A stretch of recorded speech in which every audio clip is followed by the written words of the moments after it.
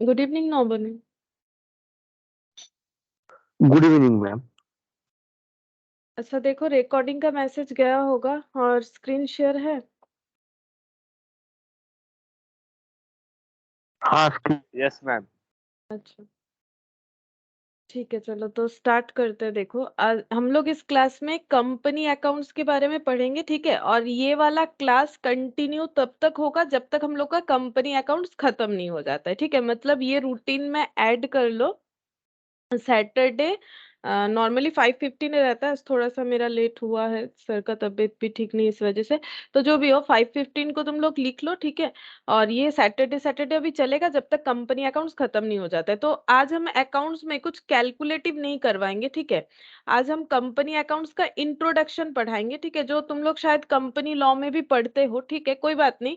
पढ़ते हो सर के पास अभी, क्योंकि हम लोग कंपनी अकाउंट्स करेंगे उसके पहले हमें कंपनी का पूरा नॉलेज होना चाहिए, इसीलिए हम अपने हिसाब से एक जिस्ट बता देते हैं, ठीक है। तो आज हम लोग प्रैक्टिकल कुछ नहीं करेंगे, जो भी करना है हम लोग theoretically just as a story से सुनेंगे कि हमें अकाउंट्स में इसको यूज करने के लिए क्या क्या पता होना चाहिए, ठीक है।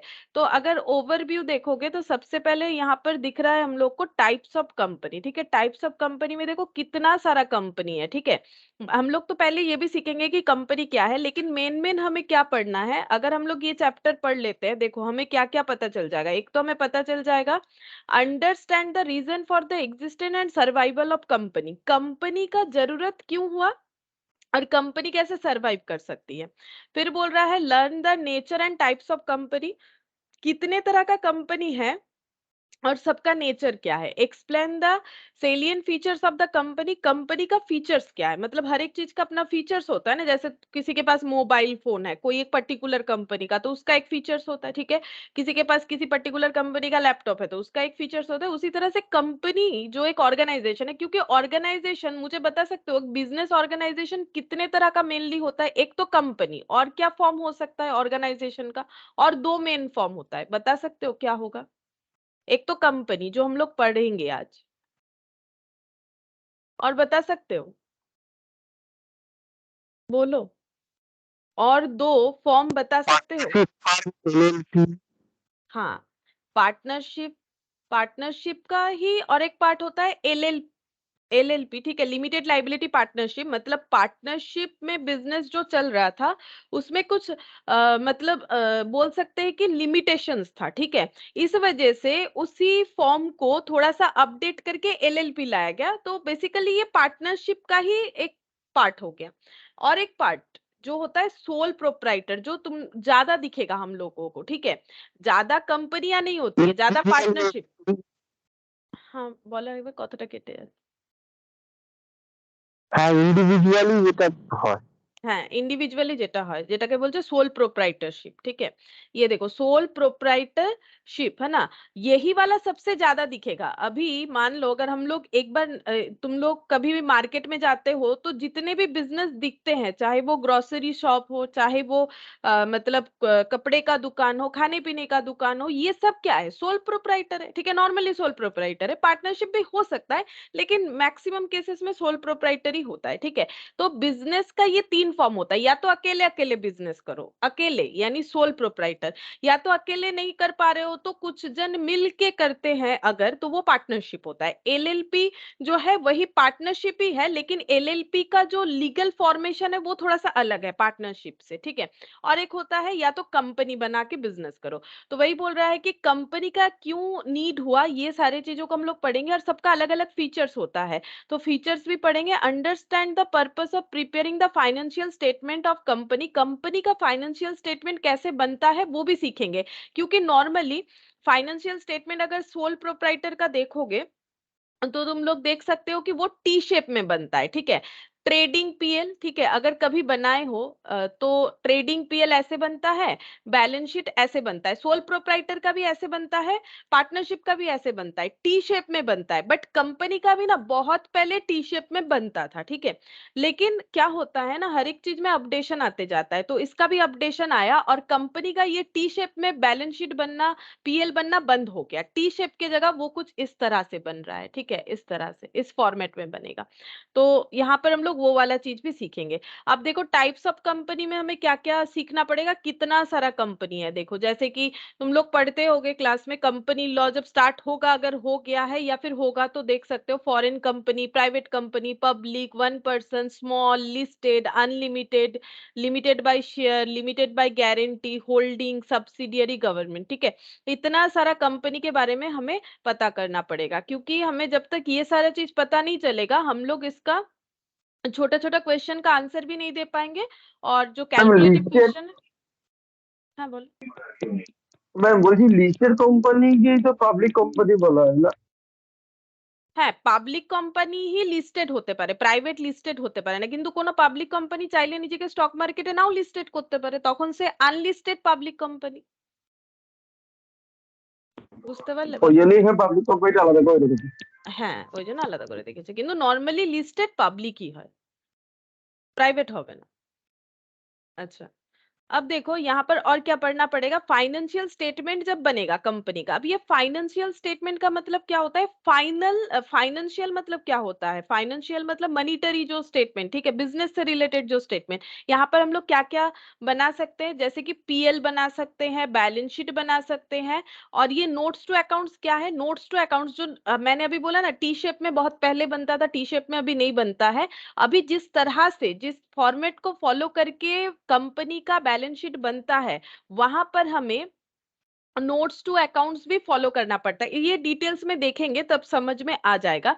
और कैश फ्लो स्टेटमेंट, ठीक है, तो कैश फ्लो स्टेटमेंट भी कंपनी बनाती है, कंपनी बनाती है। कैश फ्लो स्टेटमेंट जो होता है ना, वो कभी भी पार्टनरशिप या जो सोल प्रोप्राइटर है उनके लिए मैंडेटरी नहीं होता है, कंपनी का कैश फ्लो बनाती है, फंड फ्लो भी बनाती है। ये सब अलग अलग डिस्कशन है, हायर डिस्कशन है, ये हम लोग करेंगे। अभी हमें क्या पढ़ना है, सबसे पहले हम लोग पढ़ेंगे कि कंपनी का नीड क्यों हुआ, ठीक है, अचानक से कंपनी फॉर्मेशन का जरूरत क्या हुआ। तो देखो क्या बोल रहा है, the never ending human desires to grow and grow further has given rise to expansion of business activities. बोल रहा है कि ह्यूमन बीइंग का डिजायर क्या है, ह्यूमन बीइंग का डिजायर कभी खत्म नहीं होता है, ठीक है, हमें कुछ भी मिले, हमें लगता है और इससे भी ज्यादा होता तो बेटर होता, ठीक है। ऐसे तो वही बोल रहा है कि ह्यूमन बीइंग का जो डिजायर है वो तो नेवर एंडिंग है, वो हमेशा ग्रो और ग्रो हालत में ही रहता है, कभी हम लोग नहीं बोलते कि हम लोग सेटिस्फाइड है, ठीक है, जो भी कंडीशन होता है हमें और भी चाहिए होता है, तो ग्रो एंड ग्रो, ठीक है, जो भी ह्यूमन बीइंग का डिजायर है। Further has given rise to expansion of business activities. अब इस वजह से क्या हो रहा है, बिजनेस एक्टिविटीज को भी बढ़ाना बहुत जरूरी है, ताकि हम लोग ह्यूमन बीइंग का जो डिजायर है उसे मीटअप कर सके, ठीक है। अब बिजनेस एक्टिविटी क्यों बढ़ाना है, इसीलिए क्योंकि देखो बिजनेस जो है ऑर्गेनाइजेशन, वो क्या बेच सकता है, कोई भी बिजनेस ऑर्गेनाइजेशन या तो प्रोडक्ट बेचेगा या तो वो सर्विस बेचेगा, क्योंकि मेन दो ही सेक्टर होता है, या तो प्रोडक्ट या तो सर्विस बेचेगा, ठीक है। अब अगर हम लोग जो प्रोडक्शन कर रहे हैं, जो प्रोडक्ट का प्रोडक्शन कर रहे हैं, वो अगर हमारा डिमांड जो है मार्केट में उसको फुलफिल नहीं कर पा रहा है, तो हम लोग बिजनेस करके हमारा फायदा क्या है, लॉस है, ठीक है। और या फिर सर्विस भी अगर हम लोग उतना प्रोवाइड नहीं कर पा रहे जितना डिमांड है, तो फिर हम लोग का लॉस है। तो हमें क्या, हम लोग क्यों नहीं कर पा रहे, जरूर कुछ ना कुछ प्रॉब्लम होगा, या तो हमारे पास उतना कैपिटल नहीं है कि हम उतने ज्यादा लोगों को सर्विस दे पाए या प्रोडक्ट जो है सेल कर पाए, या फिर हमारे पास उतना कैपेसिटी नहीं है, कुछ तो लिमिटेशन होगा। इस वजह से हम लोग क्या कर रहे हैं, ह्यूमन बीइंग का डिजायर को मीटअप नहीं कर पा रहे, तो हमें क्या करना पड़ेगा, हमें अपने बिजनेस को एक्सपेंड करना पड़ेगा, मतलब बढ़ाना पड़ेगा, ठीक है। Which in turn has necessitated the need to increase the scale of the operation so as to provide goods and services to the ever increasing need of the growing population of the consumer. अब ये क्या बोल रहा है, तो क्योंकि business activities को हमें एक्सपेंशन करना है, इसके ये सोच के वजह से क्या हुआ, which in turn has necessitated the need to increase the scale of operations। scale of operations जो भी होता है, operations मतलब एक्टिविटी, ठीक है, कोई भी ऑर्गेनाइजेशन में जो एक्टिविटी होता है, एक्टिविटी रिलेटेड विद प्रोडक्शन या फिर एक्टिविटी रिलेटेड विद सर्विस, ठीक है।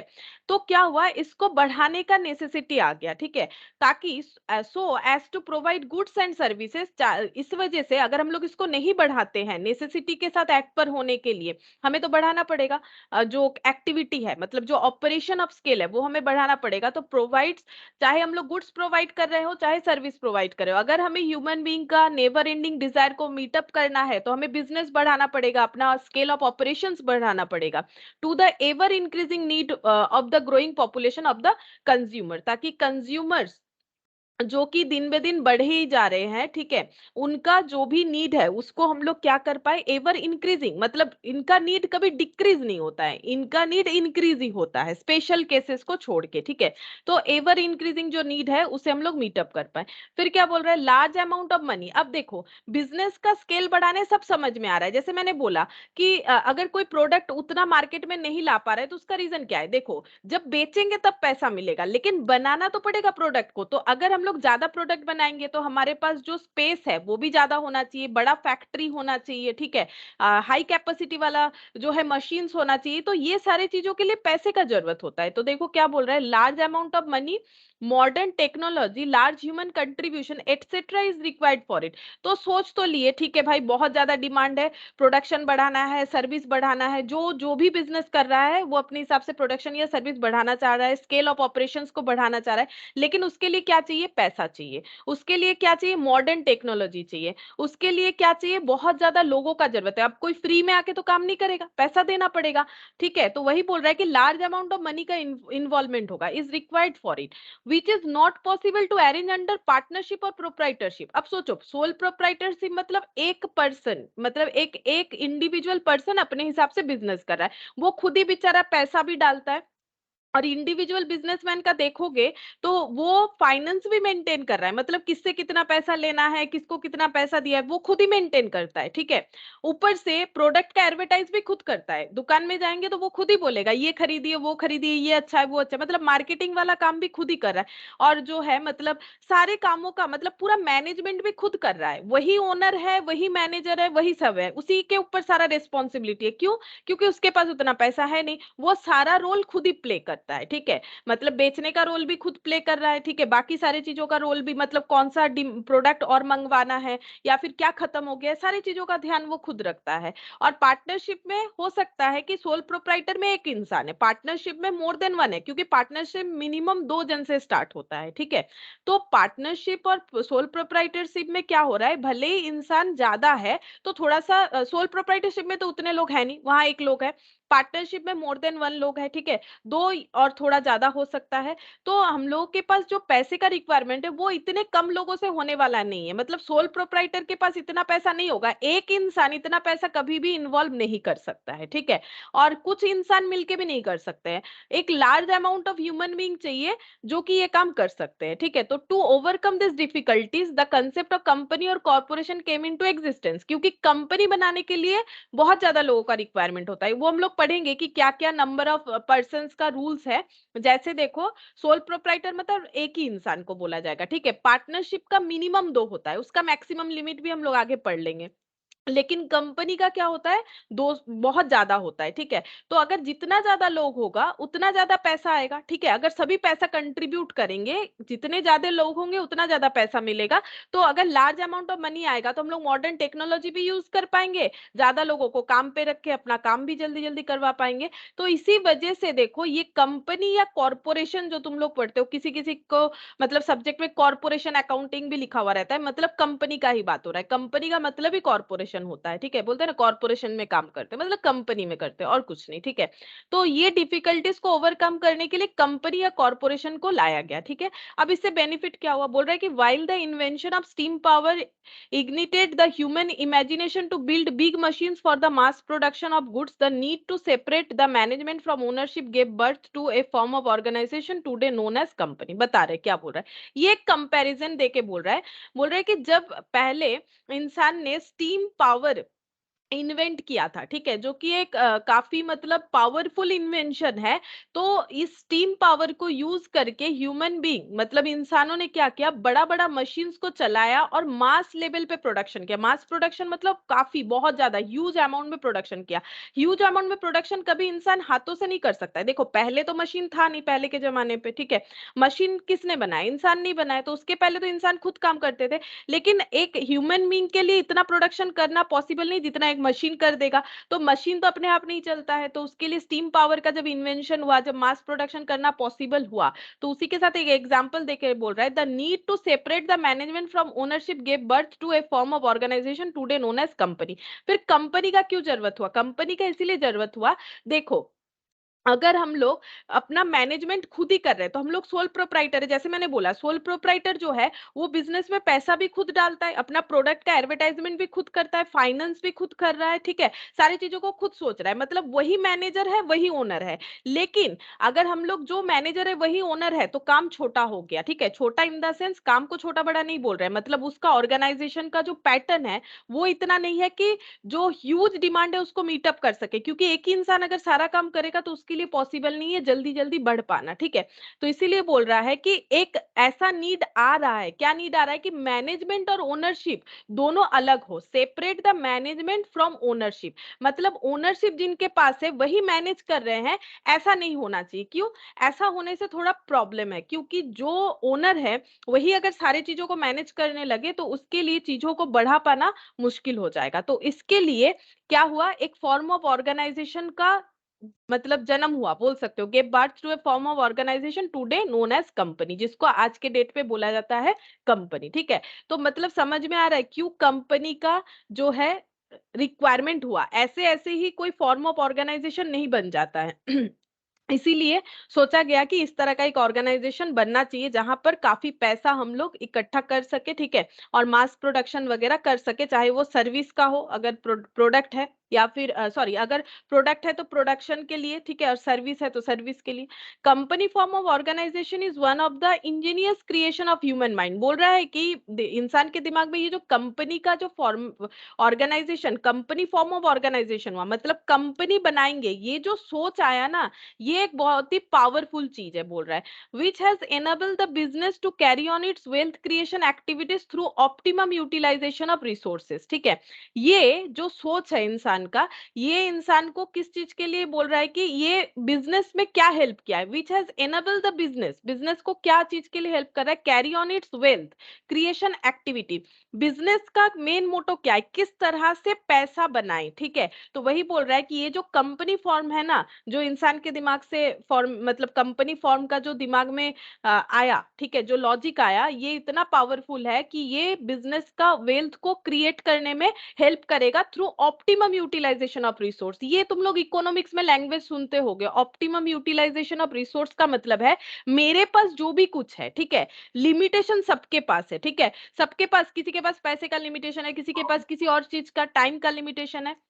ऑप्टिमम यूटिलाइजेशन ऑफ रिसोर्स का मतलब मेरे पास जो भी है उसे मुझे इस तरह तरीके से यूज करना है, हम उससे मैक्सिमम प्रॉफिट जनरेट कर पाए, मेरे पास जो भी है उससे जब हम मैक्सिमम प्रॉफिट जनरेट करेंगे तो उसे बोला जाता है ऑप्टिमम यूटिलाइजेशन। और कोई भी ऑर्गेनाइजेशन अपना ऑप्टिमम यूटिलाइजेशन ऑफ रिसोर्स तब कर सकता है अगर वो कंपनी फॉर्म में चल रहा है, तो वहां पर बेस्ट यूटिलाइजेशन होता है, ठीक है। In course of time company has become an important institutional form of business enterprise, धीरे धीरे क्या हुआ, कंपनी बिजनेस का एक सबसे इंपॉर्टेंट फॉर्म हो गया, विच हैज कर्व्ड आउट ए की place for itself in the field of business, मतलब बिजनेस के फील्ड में उसने अपना, बोलते हैं ना, झंडा लगा देना, इस लाइन का मतलब यही होता है, कर्व्ड आउट ए की place for itself in the field of business, मतलब बिजनेस के फील्ड में इसका एक स्पेशल जो है, स्पेशल मतलब इसका प्लेस है, ठीक है, की place, operations as well as the wealth generation function of the society, ठीक है। ये बिजनेस ऑपरेशन के लिए भी अपना एक की प्लेस बना लिया है, ठीक है, बिजनेस फील्ड में, और उसके साथ साथ जो सोसाइटी में किस तरह से हम लोग वेल्थ जनरेट कर सकते हैं उसमें भी ये कंपनी फॉर्मेशन हमें काफी हेल्प करता है, ठीक है। तो ये हम लोगों ने पढ़ा कि कंपनी का नीड क्यों है, जैसे मैंने तुम लोग को पहले ही बोला था, जब हम लोग ये चैप्टर स्टार्ट करेंगे तो हमें क्या क्या पता चलेगा, देखो, तो यहाँ पर मैंने यहाँ पर देखो दिखाया तुम लोग को, एक सेकेंड, कहाँ चला गया मेरा, ये रहा, understand the reason for the existence and survival of company, company का एग्जिस्टेंस क्यों हुआ और क्यों कंपनी का सर्वाइव होना क्यों जरूरी है, क्योंकि कंपनी, इसका जिस्ट क्या आया कि कंपनी एक ऐसा ऑर्गेनाइजेशन है, अगर हम लोग कंपनी फॉर्म ऑफ ऑर्गेनाइजेशन में चलते हैं वहां पर मेन मेन बात क्या हो जाता है हमारा, ये ह्यूमन बीइंग के दिमाग से क्रिएटेड एक ऐसा चीज है जो हमें ऑप्टिमम यूटिलाइजेशन ऑफ रिसोर्स सिखाएगा, जिससे हम लोग वेल्थ जनरेट कर पाएंगे, सोसाइटी के लिए भी, बिजनेस के के लिए भी, ठीक है।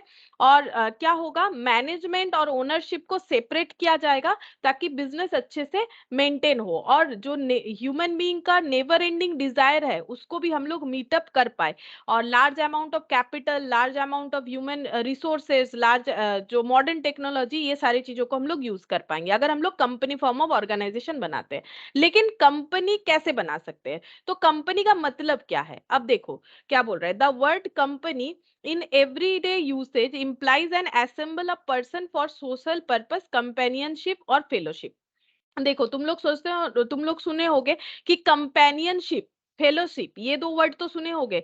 तो नॉर्मली अगर हम लोग कॉमर्स का बात हटा दे, तो डे टू डे के लाइफ में कंपनी का मतलब क्या होता है, कंपनी का मतलब होता है कि मतलब सोशल पर्पस में कुछ लोग जब एक जगह जमा होते हैं, ठीक है, जैसे तो वो बोला जाता है, उसको बोला जाता है कंपेनियनशिप फेलोशिप। जब वो सब एक साथ इकट्ठा रहते हैं तो उसे बोला जाता है कंपेनियनशिप या फेलोशिप, ठीक है। तो ये हो गया डे टू डे के वर्ल्ड में हम लोग इस तरह से कंपनी लैंग्वेज को यूज करते हैं, ठीक है। इंप्लाइज एन असेंबलेज, असेंबलेज मतलब इकट्ठा होना, पर्सन फॉर सोशल पर्पस, किसी सोशल पर्पस पे बहुत सारे लोग इकट्ठा हुए तो उसको बोल सकते हैं कंपेनियनशिप या fellowship as a form of organisation. लेकिन अगर हम लोग इसको कॉमर्स में रिलेट करें, यानी ऑर्गेनाइजेशन का एक फॉर्म माने, the word company implies a group of people who voluntarily agree to form a company। Company word का मतलब होता है ग्रुप ऑफ पीपल, ठीक है, जो वॉलेंटरीली मतलब अपने मर्जी से एग्री हो रहे हैं कि वो एक कंपनी बनाएंगे, ठीक है। यहाँ पर ऑर्गेनाइजेशन के हिसाब से कंपनी का मतलब ये होता है। वैसे ये वर्ड कहाँ से लाया गया है, ये वर्ड लाया गया है, एक लैटिन वर्ड है, ठीक है। कंपनी जो है ये एक लैटिन वर्ड है, देखो क्या बोल रहा है, दो वर्ड मिलके जो है कंपनी वाला वर्ड आया हुआ है, ठीक है। The word company is derive from Latin word com, और ये देखो पनीज, ठीक है। तो कम प्लस ये हो गया कंपनीज, ठीक है, ये मिला के होता है कंपनी। मतलब ये लिखने का तरीका है, वैसे लैटिन में ये ठीक है। अब इसका एक अलग मतलब है लैटिन में, और इसका एक अलग मतलब है, ठीक है। तो यहाँ पर देखो बोल रहा है कि कम का मतलब क्या है, विथ और टुगेदर, ठीक है। कम का मतलब क्या है, विथ और टुगेदर, मतलब एक साथ। और अभी भी हम लोगों ने वही देखा ना, कंपनी का मतलब क्या है, कंपनी का मतलब है कि एक साथ जब कुछ लोग इकट्ठा होते हैं सोशल पर्पस में, या फिर एक साथ कुछ लोग बिजनेस के रेस्पेक्ट में देखो तो बिजनेस कोई भी एक कंपनी को फॉर्म करने के लिए एक साथ वॉलेंटरीली जो है इकट्ठा होते हैं, इकट्ठा होना, ठीक है, इकट्ठा होना ये होता है कम। और इसका मतलब क्या है, पनीज का मतलब है ब्रेड, ठीक है, ब्रेड, ये मतलब होता है। अब यहाँ पर ये ब्रेड का मतलब क्या, आगे का स्टोरी देखो, बोल रहे हैं originally the word refer to an association of person और merchant men discussing matter and taking food together. बोल रहा है कि ओरिजिनली ये वर्ड कब आया था पता है, ये वर्ड आ रहा है, ये वर्ड इस चीज को रेफर कर रहा है जब कुछ लोग एक साथ इकट्ठा होके, अब वो कुछ लोग हो या कुछ बिजनेसमैन हो, ठीक है, कुछ पर्सन, एसोसिएशन ऑफ पर्सन, या फिर एसोसिएशन ऑफ मर्चेंट, मर्चेंट मतलब बिजनेस करते हैं जो, ठीक है, वो डिस्कस कर रहे किसी एक मैटर पे, एक साथ बैठ के, और खाना भी खा रहे, ब्रेड का मतलब हो गया ना रोटी, ठीक है, खाना भी खा रहे हैं। तो इस तरह के चीजों को बोला जाता है कंपनी, ठीक है, मतलब ये वर्ड का ओरिजिन इस तरह से हुआ था, ठीक है। तो originally the word refer to an association of person और merchant men discussing matter and taking food together. However in law, लेकिन ये सब तो गया स्टोरी, लेकिन लॉ में कंपनी का मतलब क्या है, क्या हम लोग को इस तरह से समझना है, नहीं इस तरह से, ये तो स्टोरी है, अच्छा ही लगेगा सुनने से, खराब तो नहीं लग रहा है। लेकिन हम लोग लॉ में कंपनी का मतलब क्या है, बोल रहा है कि however in law company is termed as company. Law में कंपनी का मतलब कंपनी ही होता है, उसको कुछ अलग से कंपनी, ब्रेड, कम ऐसा कुछ नहीं बोला जाता है तोड़ ताड़ के, ठीक है, इसको कंपनी ही बोला जाता है। Which is formed and incorporated under the companies act, मतलब कंपनीज एक एक्ट बनाया गया है, ठीक है, कंपनी का एक एक्ट बनाया गया है। एक्ट का मतलब क्या होता है, जब कुछ चीजों का रिटन डॉक्यूमेंट करके हम लोग उसको लीगल फॉर्म में ट्रांसफर करते हैं तो उसको डीड बोला, सॉरी, तब उसको एक्ट बोला जाता है। मतलब मान लो कुछ हम लोगों ने रिटन में लिखा, उसको हम लोग बोलते हैं डीड। फिर इस डीड को जब हम लोग लॉफुली एप्लीकेबल करते हैं ना, तब उसको बोला जाता है एक्ट, ठीक है, तब उसको बोला जाता है एक्ट। तो इसका मतलब कंपनी क्या होगा नहीं होगा उसके बारे में हम लोगों ने कुछ लिखा डीड में, फिर उसको लॉफुली एप्लीकेबल करवा दिया, तो ये बन गया कंपनी से रिलेटेड एक्ट, यानी कंपनीज एक्ट। एक्ट, ठीक है। तो कंपनी का मतलब लॉ में क्या है, कंपनी का मतलब लॉ में कंपनी होता है जो बना है या फिर इनकॉर्पोरेट हुआ है कंपनीज एक्ट के हिसाब से, ठीक है। हम लोग कंपनी है ये तभी एप्लीकेबल होगा अगर हम लोग कंपनीज एक्ट को फॉलो करके वो बनाए हैं। और कंपनीज एक्ट कौन सा, कंपनीज एक्ट 2013 अभी जो चल रहा है। इसके पहले भी कंपनीज एक्ट था 1956, ठीक है। अब देखो कंपनीज एक्ट 2013 के अंडर जो भी फॉर्म हुआ है या इनकॉर्पोरेट हुआ है ऑर्गेनाइजेशन वो कंपनी है। तो क्या 2013 के पहले कोई कंपनी था नहीं दुनिया में, था ना। तब जो एक्ट चल रहा था उसके अंडर था, तब एक्ट चलता था 1956, तो उसके अंडर था। तो यहाँ पर क्या लिखा हुआ है, और एन एग्जिस्टिंग कंपनी फॉर्म, अगर कोई एग्जिस्टिंग कंपनी है जो बना हुआ है पहले से एंड रजिस्टर्ड है under any of the previous company law, जैसे मैंने बोला प्रीवियस कंपनी लॉ था ये वाला, ठीक है 1956, तब ये 1956 के अंडर कंपनियां रजिस्टर्ड होती थी। अभी हो रही है 2013 के अंडर, ठीक है।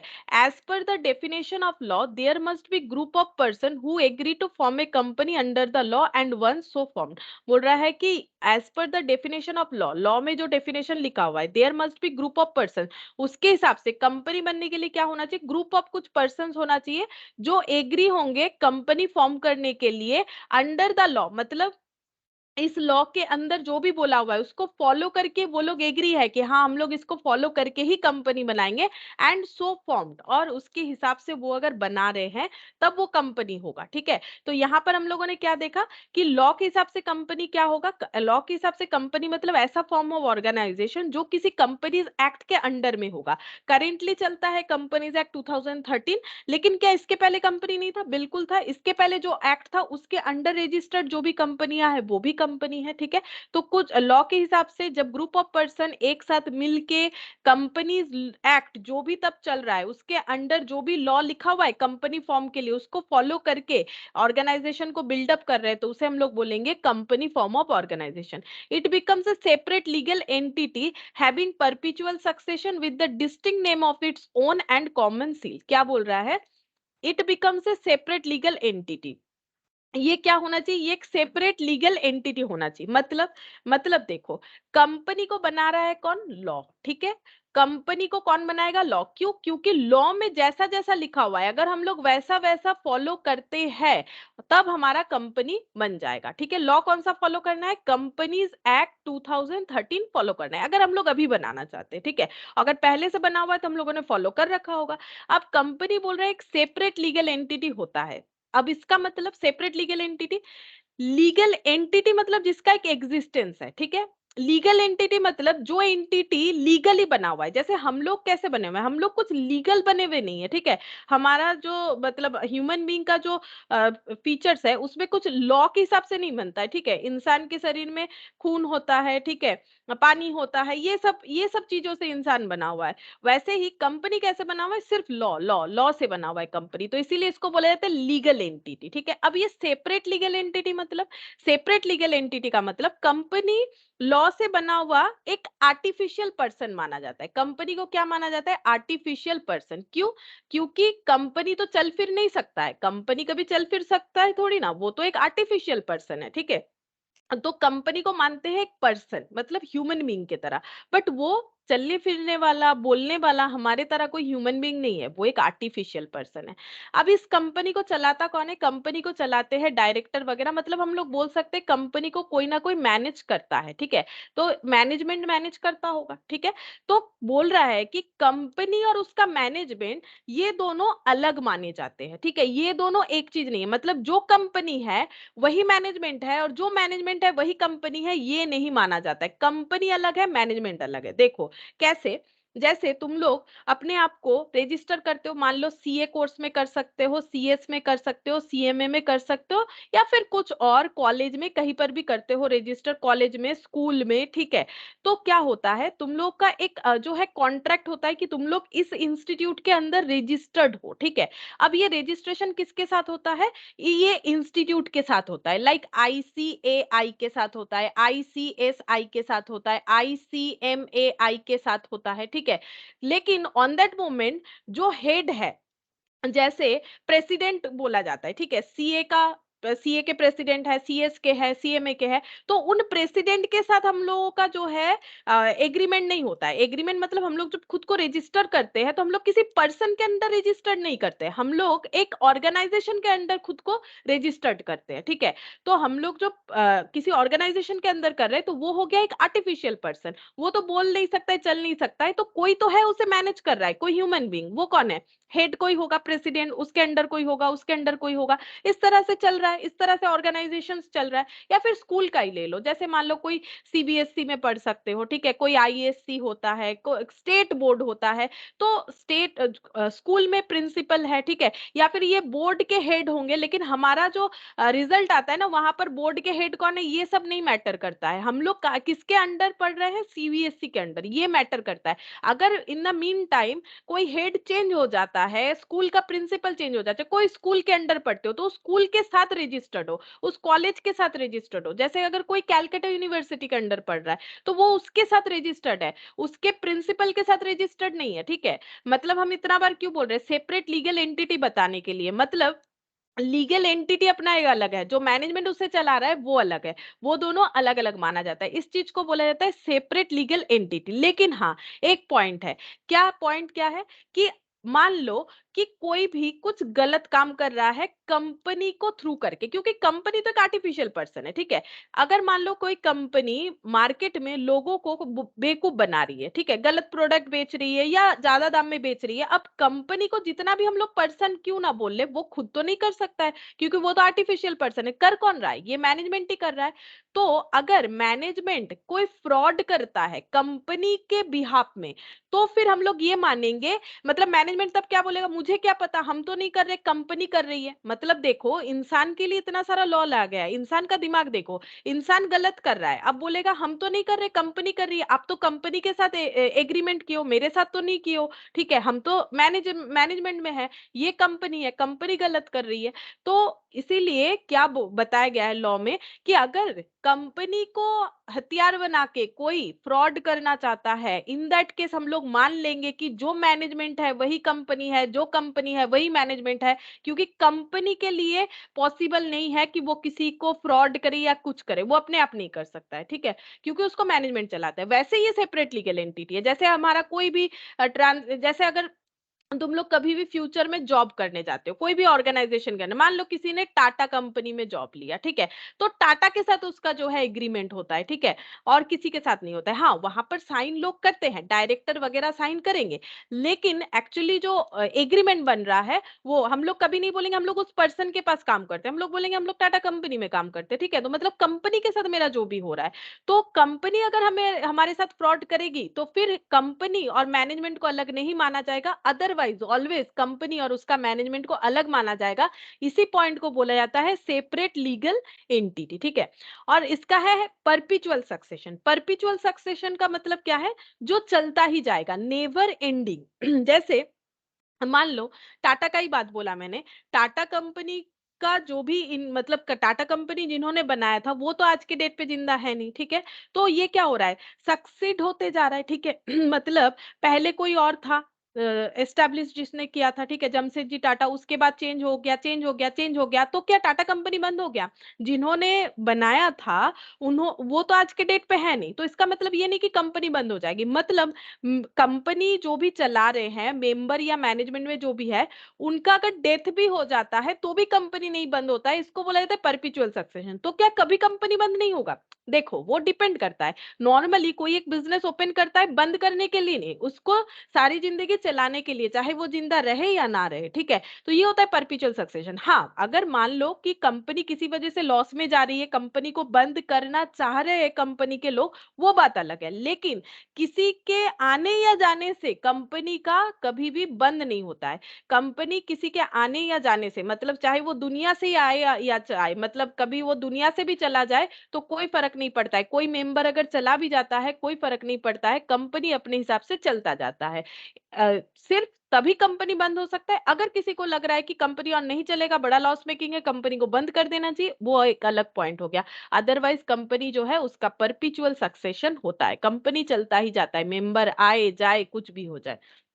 With a distinct name of its own. वही देखो, कंपनी जो चलता है ना, इसका एक नाम होना चाहिए, ठीक है। सोल प्रोप्राइटर तुम लोग देख सकते हो बाहर, कभी भी देखोगे घर के बाहर निकलते हो, मार्केट स्पेस जिसका, जहां पर जो भी है वहां पर तुम लोग को अलग अलग दुकान मिल जाएगा, ग्रोसरी शॉप जैसे मैंने बोला, ठीक है, फूड सेंटर्स जो भी है, ठीक है, कपड़े का दुकान, बुक का दुकान, ठीक है। हर एक दुकान का नाम होगा ना, ऐसा जरूरी नहीं है। आजकल नाम देते हैं लोग, लेकिन हर एक दुकान का नाम हो ऐसा जरूरी नहीं है सोल प्रोप्राइटर में, ठीक है। लेकिन कंपनी का नाम होना जरूरी है, ठीक है। तो कंपनी का अपना एक नाम होना ही पड़ेगा। अगर हम कंपनी फॉर्म है और बिजनेस का नाम नहीं देंगे तब नहीं चलेगा, बिजनेस का नाम देना ही पड़ेगा, with a distinct name of its own and a common seal. Common seal का मतलब है, अब जैसे मैंने बोला कंपनी का आर्टिफिशियल पर्सन है, तो उसके लिए साइन करना पॉसिबल नहीं है। हम लोग तो साइन कर देते हैं, ठीक है, हम लोग साइन कर देते हैं, लेकिन कंपनी कैसे लिखे, उसका हाथ पैर थोड़ी ना है, ठीक है, मतलब पैर से तो लिखना नहीं है, जो भी हो, तो उसके पास हाथ थोड़ी ना है कि वो साइन कर देगा। तो उसके बिहाफ में साइन कौन करेगा, जो मैनेजर। जैसे मैंने बोला, तुम लोग अपने आप को जब रजिस्टर्ड करते हो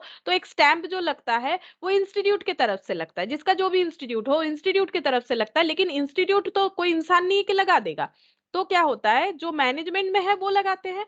तो इसको बोला जाता है कॉमन सील, ठीक है, जो स्टैंप लगता है उसको बोला जाता है कॉमन सील। बट आज के डेट पे ये कॉमन सील ऑप्शनल कर दिया गया है, ठीक है। जैसे तुम लोग कभी भी स्कूल से जब कॉलेज में एडमिशन लेते हो, जिन्होंने लिया है, तो या फिर एक स्कूल से दूसरे दूसरे स्कूल में जाते हो, तो देख सकते हो रिजल्ट के पीछे एक स्टैंप लगा देता है, ठीक है, कि ये अब इस कॉलेज में रजिस्टर्ड है या इस स्कूल में रजिस्टर्ड है। तो ये होता है कॉमन सील, ठीक है, जिसको यूज किया जाता है कि हाँ, हमारे साथ आपका एग्रीमेंट हुआ है, प्रूफ तो होना चाहिए। तो कॉमन सील, जबकि कॉमन सील आज के डेट पे ऑप्शनल है, आगे पढ़ेंगे तो पता चलेगा। Its existence is not affected by the change of member. Member, जैसे मैंने बोला, मेंबर चेंज होने से कंपनी का एग्जिस्टेंस कभी चेंज नहीं होता है, कंपनी अपना परपिचुअल सक्सेशन के साथ चल रही है, ठीक है। फिर देखो क्या बोल रहा है, company beg its origin, begs its origin in law, ठीक है। कंपनी का जो ओरिजिन है वो लॉ से ही है, मतलब कंपनी कहाँ से बन रही है, लॉ से बन रही है। It is an organisation consisting of individuals, ठीक है। यहाँ पर बहुत सारे इंडिविजुअल्स रहते हैं जिनको बोला जाता है इंडिविजुअल्स, बोला है, ठीक है। मतलब बहुत सारे अलग अलग इंसान रहते हैं इस ऑर्गेनाइजेशन में। इनका नाम क्या है, इनका नाम है शेयर होल्डर्स, ठीक है। अब ये देखो, एक एक टर्म आ रहा है, ठीक है। शेयर होल्डर क्या होता है, share holders by virtue of the holding the shares of the company who are authorised by law to elect a board of the director and through it to act as a separate legal entity as regard as regards its activities. बताते हैं, देखो क्या बोल रहा है। Company कैसे बन रही है, लॉ से बन रही है, ठीक है। ये एक ऐसा ऑर्गेनाइजेशन है जो बहुत सारे इंडिविजुअल को लेके चलती है, और इन इंडिविजुअल को बोला जाता है शेयर होल्डर्स, ठीक है। शेयर मतलब जिनके पास हिस्सेदारी है, ठीक है, हिस्सेदारी। तो शेयर होल्डर्स मतलब जो हिस्सेदार हैं, ठीक है, मतलब जिनका हिस्सा है इस फॉर्म ऑफ ऑर्गेनाइजेशन में। बाय, ये कैसे हिस्सेदार बनते हैं, bye virtue of the holding the shares of the company. ये कंपनी का हिस्सा होल्ड करते हैं। हु आर ऑथराइज्ड, इनके पास ऑथोरिटी है, किस चीज का, लॉ ने इनको दिया है, कैसा ऑथोरिटी दिया है, to elect board of director. इनके पास ऑथोरिटी है कि ये बोर्ड ऑफ डायरेक्टर को इलेक्ट कर पाए। जैसे हम, जैसे हमारे पास क्या ऑथोरिटी होता है कि हम लोग किन्हें अपना जो है सीएम करेंगे, पीएम करेंगे, ठीक है। तो वोटिंग राइट्स हमारे पास रहता है, उससे हम लोग अपना जो है पीएम सीएम को इलेक्ट करने का हमारे पास ऑथोरिटी आता है। क्यों आता है, क्योंकि हम लोग इस देश के नागरिक है, सिटीजन है, ठीक है। उसी तरह से जो कंपनी के शेयर होल्डर्स है उनके पास ऑथोरिटी, ऑथोरिटी किसने दिया, लॉ ने दिया। किस चीज का ऑथोरिटी दिया, कि बोर्ड ऑफ डायरेक्टर कौन होंगे, ठीक है, बोर्ड ऑफ डायरेक्टर कौन होंगे, इसे इलेक्ट करने का ऑथोरिटी होता है। क्यों होता है पता है, क्योंकि ये जो शेयर होल्डर है ना, ये कहाँ से आए, शेयर होल्डर एक्चुअली क्या होता है, जब कंपनी कोई फॉर्म ऑफ ऑर्गेनाइजेशन कंपनी बनना चाहती है, ठीक है, मतलब कोई अगर अपना कंपनी बनाना चाहता है, उसको सबसे पहले क्या जरूरत होगा, ह्यूज अमाउंट ऑफ मनी, ठीक है, ह्यूज मनी का जरूरत होगा, ठीक है। अब इतना पैसा कैसे जुगाड़ करे, ठीक है। अब लोन लेने जाएंगे तो लोन का इंटरेस्ट भरना पड़ेगा। अब सोचो बिजनेस स्टार्ट ही नहीं हुआ तो लोन का इंटरेस्ट कहाँ से देंगे। तो कंपनी का एक रूल्स होता है, कंपनी के पास ये अथॉरिटी है कि कंपनी मार्केट से पैसा उठा सकती है। मार्केट से कैसे पैसा उठा सकती है, जैसे एडवर्टाइज होता है ना, जैसे तुम लोग पेपर में देखते हो ये कॉलेज के पास ये सब फैसिलिटीज है, आप लोग पढ़ने आओ, आपको ये कॉलेज में ये सारे फैसिलिटीज मिलेंगे, ये स्कूल में ये सारे फैसिलिटीज मिलेंगे। तो हम लोग एडवर्टाइज वगैरह देखते हैं, फिर उस कॉलेज में, स्कूल में, या किसी और चीज, जो चीज सीखना चाहते हैं वहां पर जाते हैं, पढ़ते हैं, देखते हैं, फिर वहां पर एडमिशन लेते हैं। उसी तरह से कंपनी को ये बताना पड़ता है कि कंपनी क्या करेगी। कंपनी को अगर पैसे का जरूरत है, वो पब्लिक से कैसे पैसा ले सकती है, वो क्या करेगी, वो अपना एक प्रोस्पेक्टस बनाएगी। जैसे अगर किसी भी चीज का डिटेल्स डिटेल्स पता करना हो ना, तो उसे बोलते हैं प्रोस्पेक्टस। प्रोस्पेक्टस जैसे तुम लोग अगर कभी कॉलेज में एडमिशन लेते हो, तो कॉलेज तुम्हें ना एक प्रोस्पेक्टस दे देगा कि हमारे कॉलेज में ये टीचर है, ये पढ़ाया जाता है, ये लैब है, ये होता है, ये मतलब ये, और फेस्ट करवाते हैं हम लोग, ये करवाते वो करवाते, पता नहीं पढ़ाई छोड़ के सभी करवाते रहते हैं, जो भी हो। तो ये जो प्रोस्पेक्टस है, प्रोस्पेक्टस में क्या रहेगा, डिटेल्स, किस चीज का डिटेल्स रहेगा, कंपनी का, प्रोजेक्ट का। कंपनी जिस प्रोजेक्ट के साथ मार्केट में आना चाहती, मतलब कंपनी जो आ रही है मार्केट में, उसका एक बिजनेस तो होगा, मतलब वो कुछ ना कुछ तो सेल करती होगी, या तो वो सर्विस प्रोवाइड करती होगी, या तो वो प्रोडक्ट बना के बेचती होगी। तो कंपनी बोल रही है, मेरा प्रोस्पेक्टस में देख लीजिए, यहां पर मैंने डिटेल्स लिख रखा है कि हम किस चीज का बिजनेस करने वाले, इसका क्या मार्केट डिमांड है, अगर आप हमको पैसा देंगे तो आपको हम लोग इतना रिटर्न देंगे। इस तरह का एक जो है स्टोरी बना के प्रोस्पेक्टस में छाप देती है, ठीक है, जिसको हम लोग पढ़ के समझ सकेंगे, जिसका एडवर्टाइज न्यूज़पेपर में भी वगैरह में भी आता है कि हम लोग क्या कर रहे हैं, हम लोग शेयर इशू कर रहे हैं। इसको बोला जाता है शेयर इशू करना। मतलब आप हमें पैसा दो, अगर आपको हमारा प्रोजेक्ट स्ट्रांग लगता है, ठीक है, आपको अगर हमारा प्रोजेक्ट स्ट्रांग लगता है, आप हमारे प्रोजेक्ट में पैसा डालो। किसको बोल रही है, पब्लिक को बोल रही है, आप हमारे प्रोजेक्ट में पैसा डालो, हम लोग इसी पैसे को यूज करके बिजनेस को रन करवाएंगे, और जब इससे प्रॉफिट होगा तो आपको भी देंगे, लेकिन अगर लॉस होगा तो भी आपको मानना पड़ेगा, ठीक है। मतलब प्रॉफिट हो तो भी आपको मिलेगा, लॉस हो तो भी आपको बियर करना पड़ेगा, ठीक है। तो ये कंपनी जो ऑफर कर रही है लोगों को, और अगर कोई ये ऑफर एक्सेप्ट कर रहा है तो कैसे कर सकता है, वो कंपनी को पैसा देके कर सकता है, ठीक है। अब कंपनी एक एक जन से कितना पैसा लेगी, वो कंपनी डिसाइड करके बताएगी, उसका अलग रूल्स होता है, पढ़ेंगे, ठीक है। तो कंपनी को लोग पैसा देंगे, तो जो लोग कंपनी को पैसा दे रहे हैं, वो कंपनी के हिस्सेदार हो गए, क्योंकि भाई मैंने पैसा लगाया तुम्हारे बिजनेस में, तो तुम मुझे कुछ रिटर्न दो। तो एक्चुअली ये क्या हो जाएंगे, शेयर होल्डर। और जो प्रॉफिट को भी इंजॉय करेंगे, अगर प्रॉफिट हुआ और लॉस हुआ तो लॉस को भी मान लेंगे, ऐसे शेयर होल्डर को बोला जाता है लॉ, मतलब कंपनी अकाउंट्स में या लॉ में भी यही बोलते हैं, इक्विटी शेयर होल्डर्स, ठीक है। इसको बोला जाता है इक्विटी शेयर होल्डर्स, ठीक है। शेयर होल्डर्स तो समझ में आया, जो हिस्सेदारी रखते हैं। इक्विटी शेयर होल्डर्स मतलब ऐसे शेयर होल्डर्स, ठीक है। एक्चुअली इक्विटी बात का मतलब होता है ओनर, ठीक है। ये ओनर ही है, क्यों बताओ। ओनर ही क्या करता है, एकमात्र ओनर ही ऐसा इंसान है जो प्रॉफिट हुआ तो भी खुशी, लॉस हुआ तो भी खुशी। मान लो मेरा अपना बिजनेस है, ठीक है, तो अगर मेरा प्रॉफिट होता है तो वो भी मेरा, ठीक है, अगर लॉस हुआ तो वो भी मेरा। लेकिन अगर हम किसी दूसरे के बिजनेस में पैसा देंगे तो हम लॉस क्यों बेयर करेंगे। लेकिन अगर ऐसे शेयर होल्डर है जो लॉस बेयर करने के लिए भी रेडी है, उनको बोला जाता है इक्विटी शेयर होल्डर, ठीक है। क्योंकि कंपनी को भी तो नहीं पता, ठीक है, स्ट्रॉन्ग प्रोजेक्ट है, हमें लगता है पैसा लगाना चाहिए, लेकिन एक तो मतलब प्रोबेबिलिटी तो होता ही है ना कि प्रॉफिट होगा कि लॉस होगा। हो सकता है पहले कुछ दिन लॉस हुआ, क्योंकि सारी चीजों का स्टार्टिंग जो है नेगेटिव से होता है, फिर जीरो पे जाते हैं, फिर पॉजिटिव होता है ना। कोई भी चीज ऐसा नहीं है कि एकदम स्टार्टिंग में ही बूम पोजीशन में चला गया। तुम लोग ये सारा चीज इकोनॉमिक्स में पढ़ते होगे, पहले नेगेटिव हो सकता है कुछ चीज, फिर नेगेटिव से पॉजिटिव डायरेक्ट नहीं होता है, जीरो में आते हैं। नेगेटिव कमते कमते जीरो ही होता है, फिर जाके वो पॉजिटिव होता है, ठीक है। तो मतलब एक साइकिल तो लगेगा, धीरे धीरे बिजनेस जो है रिटर्न देगा। तो पहले हो सकता है लॉस हुआ, फिर थोड़ा सा प्रॉफिट, फिर थोड़ा सा प्रॉफिट। तो लॉस हो या प्रॉफिट, अगर हम लोग बियर करने के लिए रेडी हैं, तो हम लोग क्या बन जाएंगे, इक्विटी शेयर होल्डर बन जाएंगे। अब हमारे पास इसके लिए क्या राइट्स आएगा, क्योंकि हम लोग क्या करें, प्रॉफिट भी लेने के लिए राजी है, लॉस भी लेने के लिए राजी है, तो हम लोग क्या बन गए, बिजनेस के ओनर, ठीक है। तो हमारे पास क्या अधिकार आ जाएगा कि हमारा बिजनेस का डायरेक्टर कौन होगा, उसको इलेक्ट करने का अधिकार, मतलब चूज करने का अधिकार किसके पास आता है, इक्विटी शेयर होल्डर के पास। Through it to act as a separate legal entity as regard its activity, बोल रहा है इनके पास क्या अथॉरिटी है, लॉ के हिसाब से ये अपना बोर्ड ऑफ डायरेक्टर को चूज कर सकते हैं, और इसके थ्रू से जो बोर्ड ऑफ डायरेक्टर इन्होंने चूज कर लिया, इसके थ्रू से to act as a separate legal entity as regards its activity, और इसके वजह से कंपनी एक सेपरेट लीगल एंटिटी के तरह भी काम कर पाएगी, ठीक है।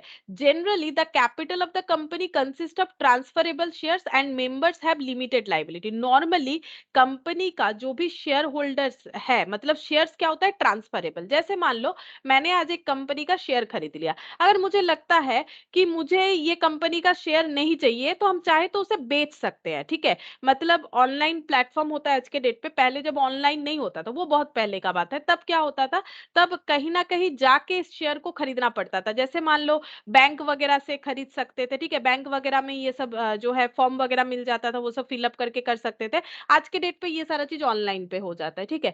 तो यहाँ पर बोल रहा है कि कंपनी अपना जो मतलब मान लो मैंने शेयर खरीदा, तो मुझे अगर ये शेयर बेचना है तो हम बेच सकते हैं, ट्रांसफरेबल है, हम बेचेंगे तो कोई ना कोई है जो खरीद ही लेगा, ठीक है। मार्केट ओपन है, हम बेच रहे हैं तो कोई ना कोई खरीद लेगा, ठीक है। अगर हम खरीद रहे हैं तो किसी ने बेचा होगा तभी। तो ये हो रहा है क्या, consist of transferable share, shares transferable होता है मतलब सेल कर सकते हैं, फिलहाल इतना समझो।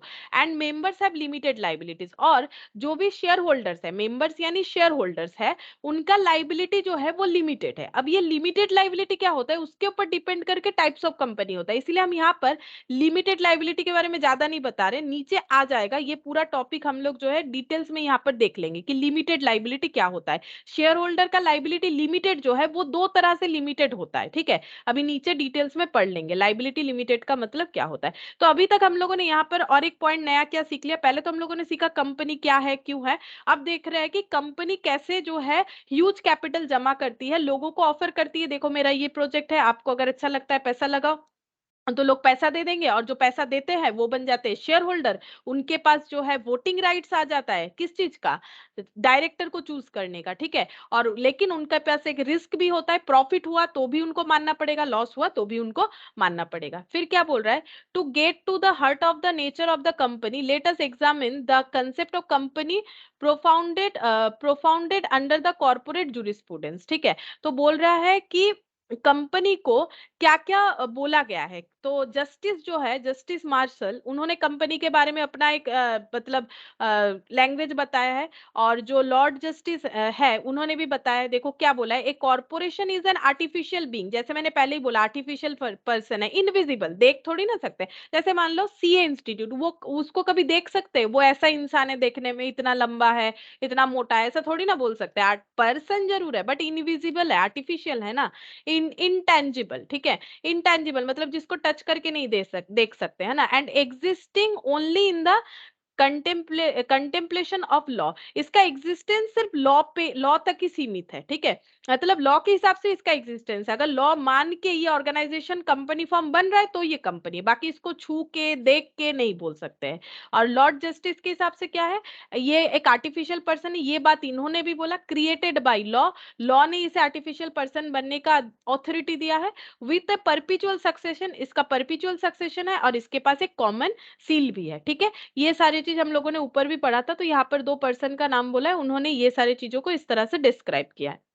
अच्छा, आगे देखो क्या बोल रहा है, एक common thread running through the various definition of company, बोल रहा है कि हमारे पास एक कॉमन थ्रेड होना चाहिए जो कि कंपनी के डेफिनेशन को फुलफिल, कॉमन थ्रेड का मतलब एक कॉमन पॉइंट जो कि सभी बोल सकते हैं, is that it is N association of person. Common thread के हिसाब से अगर चले, मतलब कॉमनली अगर बोले तो क्या है, सभी ने इस बात को माना है कि कंपनी जो है वो एसोसिएशन ऑफ पर्सन है, जिसको किसने बनाया, लॉ ने, क्रिएटेड बाय लॉ।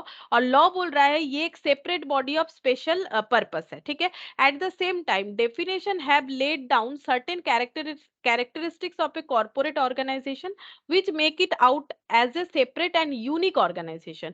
और बोल रहा है सेम टाइम हम लोग ये भी बोल सकते हैं definition have laid down certain characteristics, definition में कुछ सर्टेन कैरेक्टरिस्टिक्स है कॉर्पोरेशन ऑर्गेनाइजेशन के बारे में, जो इसको बाकी ऑर्गेनाइजेशन से यूनिक और अलग बनाता है, ठीक है। which enables the people to contribute their wealth to the capital of the company by subscribing to its share, ठीक है।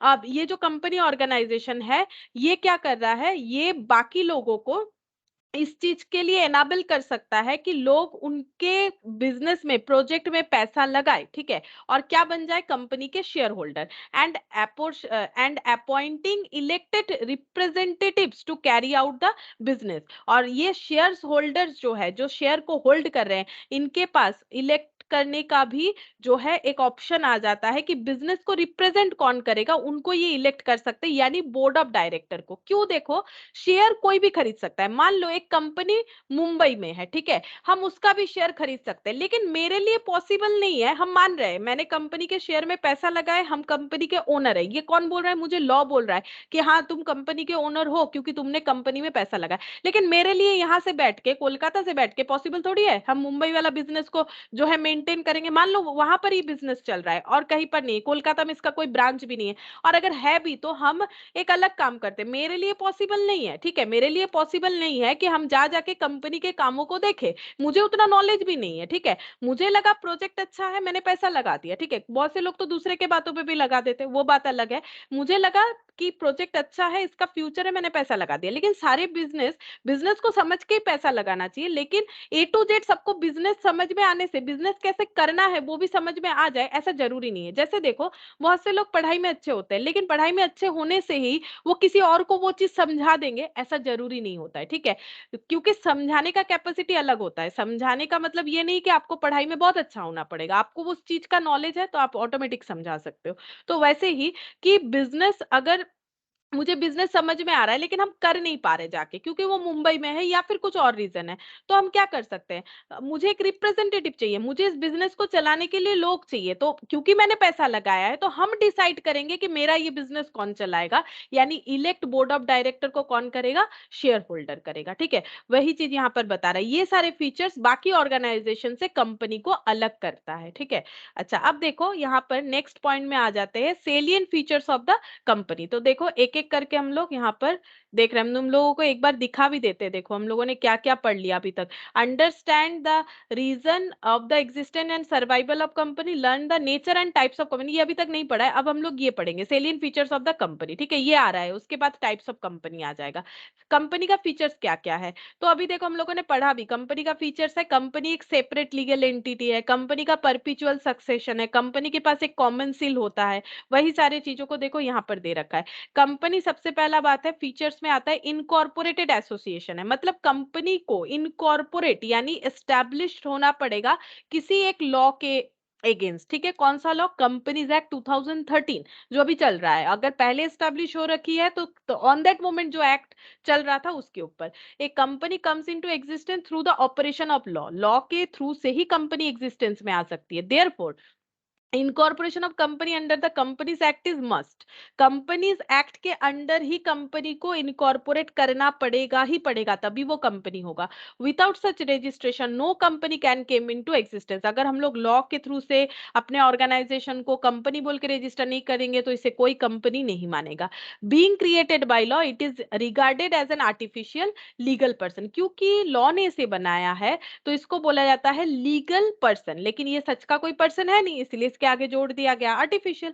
तो क्योंकि लॉ ने बनाया है और ये सचमुच का कोई इंसान है नहीं, तो आर्टिफिशियल लीगल पर्सन बोला जाता है कंपनी को।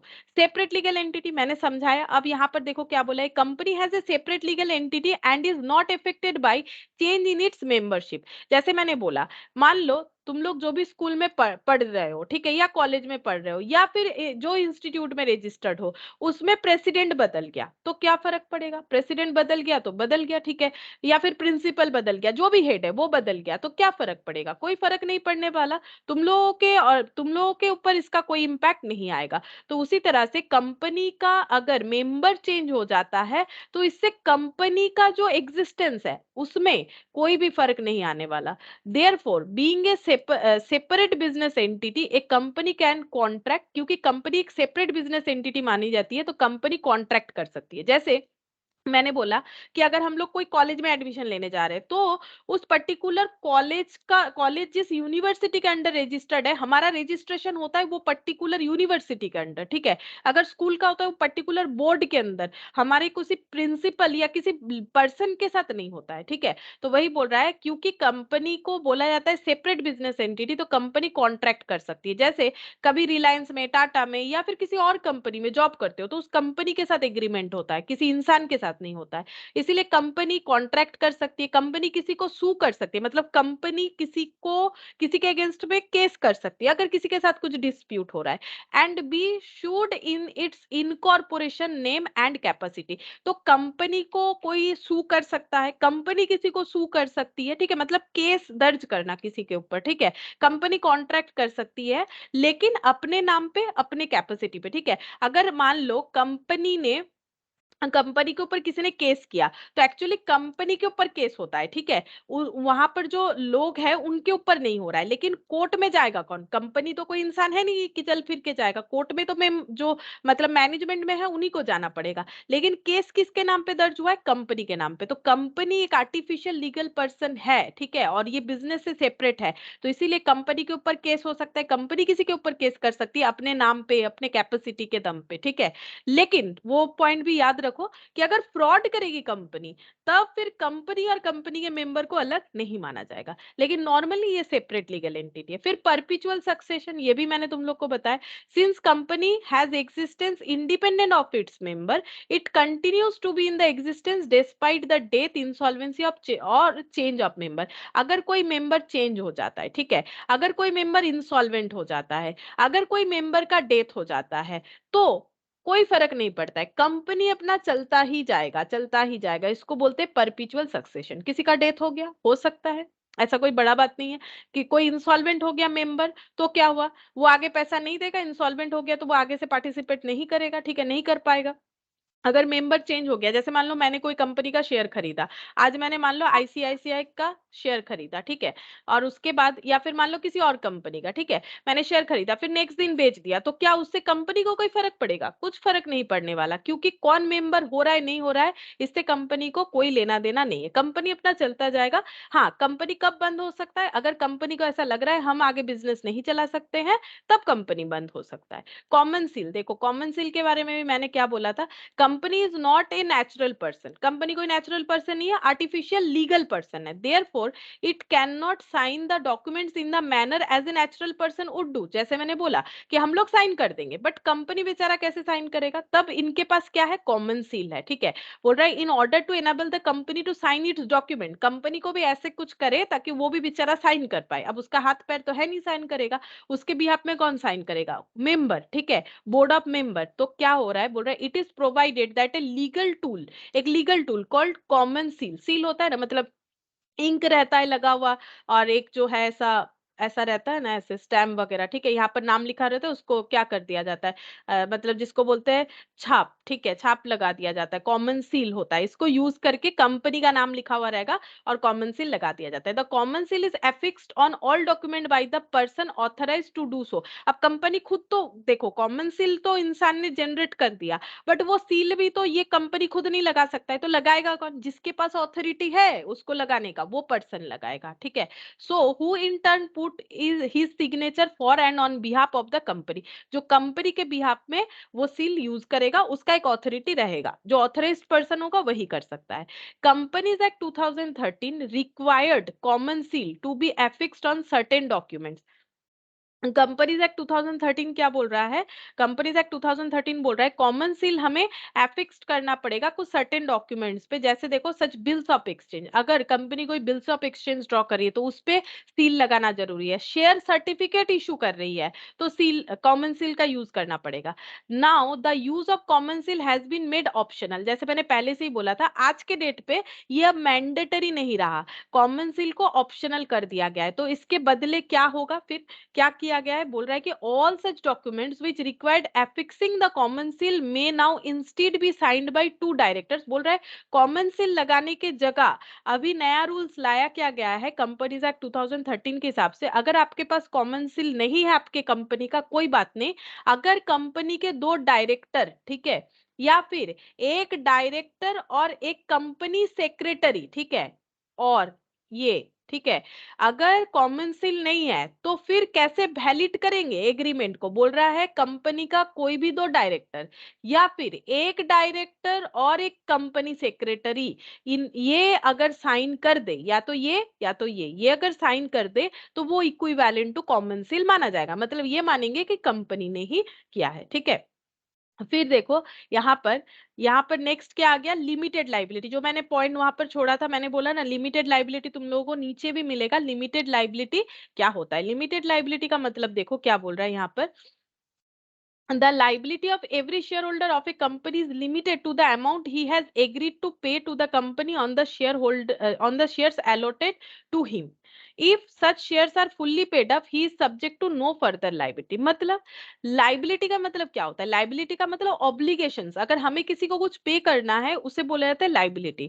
अब लाइबिलिटी बोल रहा है कि लिमिटेड होता है। कंपनी का ये एक फीचर्स है कि कंपनी के टूवर्ड्स शेयर होल्डर्स का लाइबिलिटी लिमिटेड होता है। लिमिटेड का मतलब बोल रहा है the liability of every shareholder of a company is limited to the amount, कितना?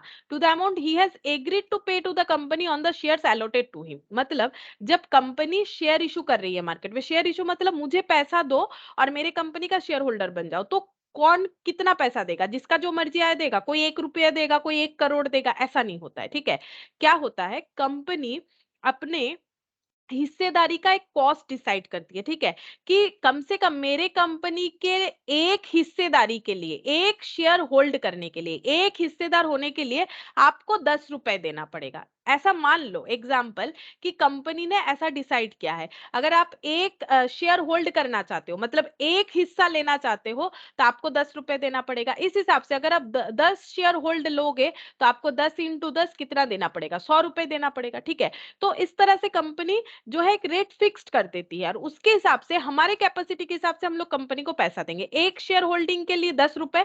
अब हमारे पास जितना पैसा हम लोग उतना सारा शेयर खरीद सकते हैं। अब किस तरह से खरीदेंगे वो भी हम लोग आगे पढ़ेंगे। अब यहाँ पर देखो क्या बोल रहा है, यहाँ पर बोल रहा है कि लिमिटेड। अब देखो जैसे कंपनी को मुझे एक शेयर के लिए 10 रुपए देना है और अगर 10 शेयर खरीदेंगे तो मुझे 100 रुपए देना है। ठीक है, अब मान लो कंपनी ने मुझसे बोला कि अभी 100 रुपए तो आपको देना है। मान लो हम ये खरीद रहे हैं, लेकिन कंपनी बोल रहा है अभी मुझे 80 रुपीज ही दो। ठीक है, बाकी बाद में देना जब हम आपको बोलेंगे।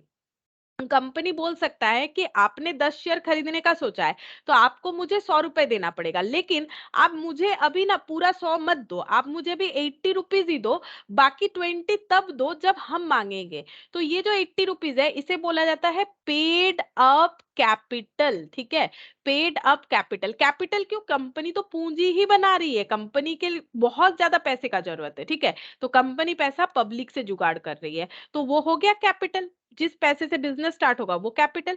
पेड अप क्यों? क्योंकि मैंने 80 रुपीज दे दिया है। कितना नहीं दिया है? 20। तो जब भी कंपनी को जरूरत होगा कंपनी को 20 रुपीज हमें देना पड़ेगा, क्योंकि हम लोगों ने 10 शेयर खरीदा था, एक शेयर 10 रुपए का था। अब देखो क्या बोल रहा है, the liability of every share holder of a company is limited to the amount he has agreed to pay to the company on the shares allotted to him. जब कंपनी ने मुझे शेयर्स दिया, बोला ठीक है आपको 10 शेयर दे देंगे। Allotment का मतलब क्या है? देखो अलॉटमेंट का मतलब है कि हम लोग चाहने से ही कंपनी के शेयर होल्डर नहीं हो सकते, उसका भी एक प्रोसेस होता है। जैसे एक एग्जांपल देते हैं, जैसे मान लो जब कॉलेज में एडमिशन लेते हो या स्कूल में लेते हो, तो स्कूल का जो सीटिंग कैपेसिटी है, मान लो है स्कूल में 500 सीट। ठीक है, लेकिन उसके लिए अप्लाई कर रहे हैं मान लो यहाँ पर 2000 बच्चे। ठीक है, तो 2000 लोगों को तो यहाँ पर सीट देना पॉसिबल नहीं होगा। मतलब क्या होगा, बहुत से लोग फॉर्म फिलअप करेंगे, अगर एडमिशन टेस्ट हो रहा है वो देंगे, फिर नाम का लिस्ट आएगा, फिर जिनका सबसे अच्छा परफॉर्मेंस होगा उनको एडमिशन दिया जाएगा। ठीक है, जो एडमिशन दिया जा रहा है उसको यहाँ पर बोला जाता है अलॉटमेंट देना। ठीक है, अलॉटमेंट देना। उसी तरह से शेयर के लिए भी क्या करना पड़ेगा, जब यहाँ पर हम लोग क्या कर रहे हैं, हम लोग सोच रहे हैं कि हम लोग इस स्कूल में एडमिशन लेंगे, स्कूल में 500 ही सीट है, तो हमें स्कूल में एडमिशन टेस्ट देना है, तो हमें क्या करना पड़ेगा, एक एडमिशन फॉर्म लेके फिलअप करना पड़ेगा, जिसके लिए हम लोग स्कूल अथॉरिटी को कुछ पेमेंट करेंगे। वो बोलेंगे ठीक है इतने तारीख को एडमिशन टेस्ट है, आप ये फॉर्म ले जाइए फिलअप करके दीजिए। तो फ्री में तो देंगे नहीं, हो सकता है कोई कोई फ्री में भी दे दे, वो बात अलग है। अगर किसी का ऐसा ऑर्गेनाइजेशन है तो एनपीओ जैसा, तो क्या होता है वो लोग क्या करते हैं, एक पेमेंट ले लेते हैं। ठीक है, पेमेंट लेके बोलेंगे फॉर्म फिलअप करके आप दे के जाइए, फिर आप इतने तारीख को आके एडमिशन टेस्ट दीजिए, फिर इतने तारीख को रिजल्ट आएगा, अगर आपका नाम आता है तो आप एडमिशन ले लीजिएगा। उसी तरह से शेयर का भी वैसे ही होता है। हमें क्या करना पड़ेगा, जब first time company share issue करेगी, इसको बोला जाता है आईपीओ इशू। ठीक है, आईपीओ का मतलब होता है initial initial public offer. First time जब कंपनी पब्लिक को ऑफर कर रही है, ठीक है, तो हमें क्या करना पड़ेगा, हमें जो है कंपनी को एक पैसा देना पड़ता है, लॉट के हिसाब से खरीदना पड़ता है, वो पढ़ेंगे डिटेल्स में, ठीक है। इतना समझो कि हम लोग क्या करते हैं, कंपनी को शेयर के लिए पैसा देते हैं, ठीक है। अब कंपनी क्या करेगी, कंपनी को अगर अलॉटमेंट देना है, जैसे सभी को यहाँ पर सीट जो है, सभी को स्कूल में एडमिशन नहीं मिलेगा, ठीक है, 500 लोगों को ही मिलेगा, उससे ज्यादा लोगों को नहीं मिलेगा। उसी तरह से शेयर का होल्डिंग सभी को नहीं मिलेगा, कुछ रिजेक्टेड हो जाएंगे, कुछ लोगों को मिलेगा। अब कौन रिजेक्टेड होंगे, किनको मिलता है, कैसे मिलता है, उसका डिटेल्स हम लोग पढ़ेंगे, लेकिन इसको बोला जाता है आईपीओ, ठीक है। अब क्या होता है, जब कंपनी जिनको शेयर हिस्सेदारी दे दी, कंफर्म कर दी, उनको बोला जाता है अलॉट कर दिया, ठीक है। जैसे एडमिशन हो गया, उसी तरह से शेयर अलॉट हो गया, मतलब मुझे शेयर मिल गया। अब मिल भी सकता था, रिजेक्ट भी हो सकता था, ठीक है, उसका रीजन देखेंगे। तो ये हो गया अलॉटमेंट मिल गया। अगर अलॉटमेंट के टाइम पे कंपनी बोलेगी कि आप मुझे 80 रुपए दो, ठीक है, बाकी मत दो, अगर ऐसा बोलती है तो फ्यूचर में हमें 20 रुपीज ही कंपनी को देना पड़ेगा। तो यही बोल रहा है, if such shares are fully paid up, he is subject to no further liability. और अगर पूरा पे कर देते हैं, जितना शेयर खरीदा है पूरा अगर पे कर देते हैं, तो कंपनी फ्यूचर में हमसे कुछ नहीं मांग सकती है। लेकिन मांगेगी तो कितना मांग सकती है, जितना अनपेड है, इसको बोला जाता है अनपेड कैपिटल, ठीक है। कैपिटल के टुवर्ड्स ये पैसा अभी तक हम लोगों ने पे नहीं किया है, इसको बोला जाता है अनपेड कैपिटल। तो वही हो गया, the liability of every share holder of the company is limited to the amount he has agreed to pay to the company on shares allotted. जब शेयर्स अलॉट हुआ तब इन्होंने जो एग्री किया, ठीक है 20 रुपए आप जब बोलेंगे तब दे देंगे, क्योंकि ये तो मुझे देना ही पड़ेगा, ये मेरा लाइबिलिटी है, क्योंकि मैंने तो 10 शेयर खरीदा था, ठीक है। आप बोल रहे बाद में देने के लिए, तो बाद में दे देंगे, लेकिन कंपनी इससे ज्यादा नहीं मांग सकती। और अगर कंपनी 100 रुपए तभी ले रही है अलॉटमेंट के टाइम पे, तो आगे जाके कुछ नहीं मांग सकती है, ठीक है। अगर पूरा पैसा ले लेगी तो आगे जाके कुछ नहीं मांग सकती है। तो वही बोल रहा है, लिमिटेड लाइबिलिटी का मतलब यही हो गया, हमें कंपनी को फ्यूचर में कुछ पेमेंट उतना ही करना पड़ेगा, अलॉटमेंट के टाइम पे अगर कंपनी ने हमसे कुछ नहीं लिया है, उतना ही पैसा कंपनी मांग सकती है, उससे ज्यादा नहीं। फिर देखो क्या बोल रहा है, distinction between ownership and management, ये क्या होता है, ओनरशिप और मैनेजमेंट में डिस्टिंक्शन क्या है, ये भी मैंने पहले बताया है।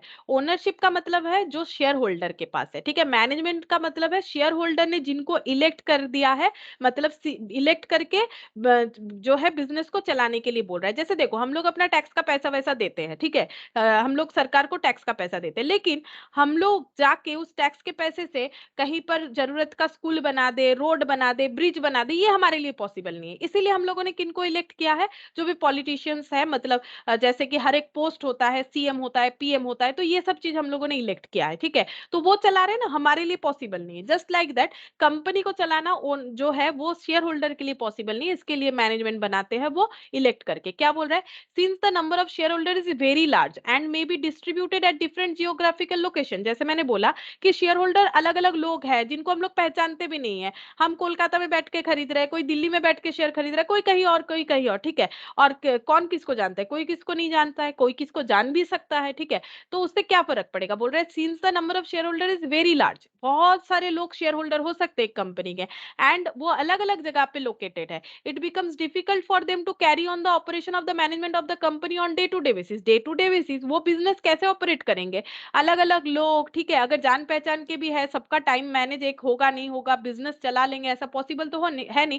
जैसे टैक्स का पैसा हमारा ही होता है, हमारे पैसे से ही रोड बन रहा है, हमें ही गवर्नमेंट फैसिलिटीज दे रही है, लेकिन क्या हमारे लिए पॉसिबल है कि हम लोग जाके बना ले, नहीं है ना। उसी तरह से this give rise to the need of separation of management and ownership, इसीलिए मैनेजमेंट और ओनरशिप में एक सेपरेशन होना चाहिए, ठीक है। वही होता है distinction between ownership and management. फिर क्या बोल रहा है, not a citizen, company artificial person जरूर है, लेकिन वो कोई सिटीजन नहीं है। जैसे हम लोग सिटीजन है, हमारे देश के सिटीजन है, तो मतलब नागरिक, ठीक है। A company is not a citizen in the same sense as a natural person, though it is created by the process of law, क्योंकि ये लॉ से बना हुआ है। It has a legal existence, इसका लीगल एग्जिस्टेंस है, but does not enjoy the citizenship rights and duties as are enjoyed by the natural citizen.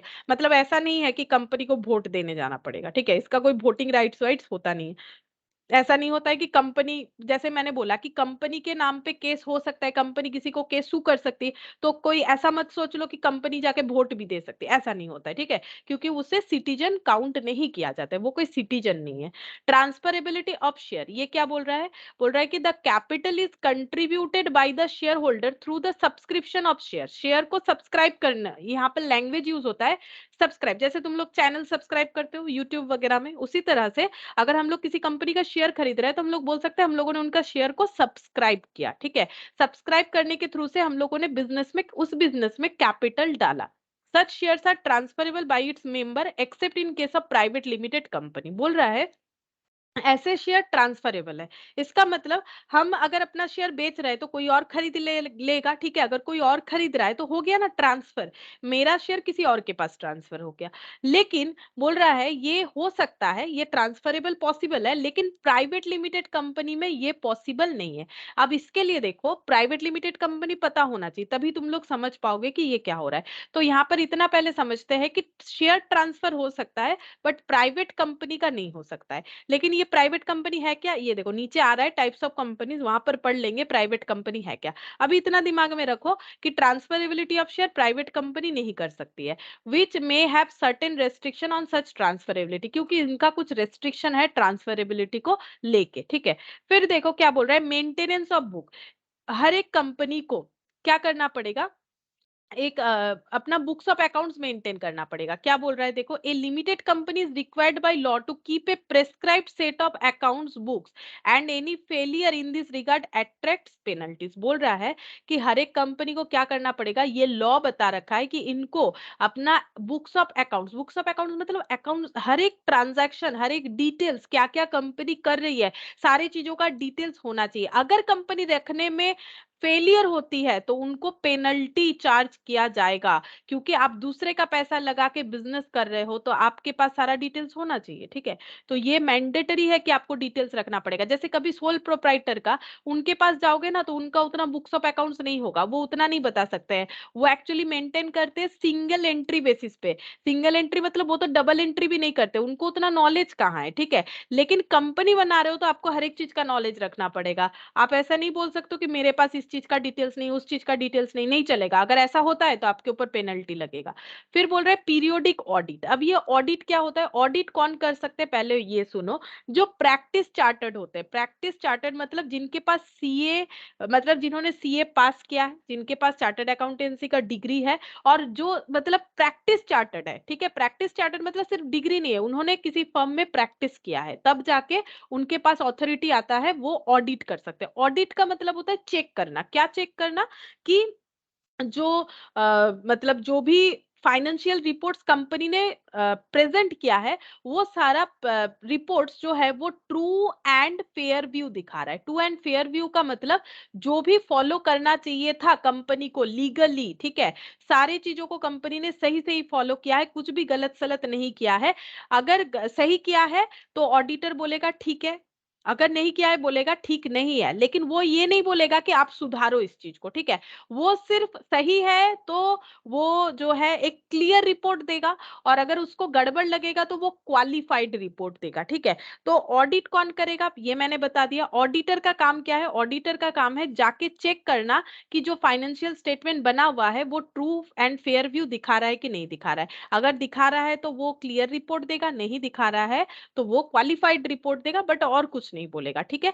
एक company has to get its account periodically audited, company को audit करवाना ही पड़ता है, ठीक है, through the chartered accountants appointed for the purpose by the share holder. इनको appoint कौन करेगा, शेयर होल्डर करेगा। जैसे अगर तुम लोग कंपनी अकाउंट्स पढ़ रहे हो तो वहां पर एक आता है ADDA, ठीक है, जहां पर अपॉइंटमेंट ऑफ क्या होता है, ऑडिटर होता है, अपॉइंटमेंट ऑफ डायरेक्टर होता है, ठीक है। हम थोड़ा भूल गए हैं ये वाला चीज, जो भी हो।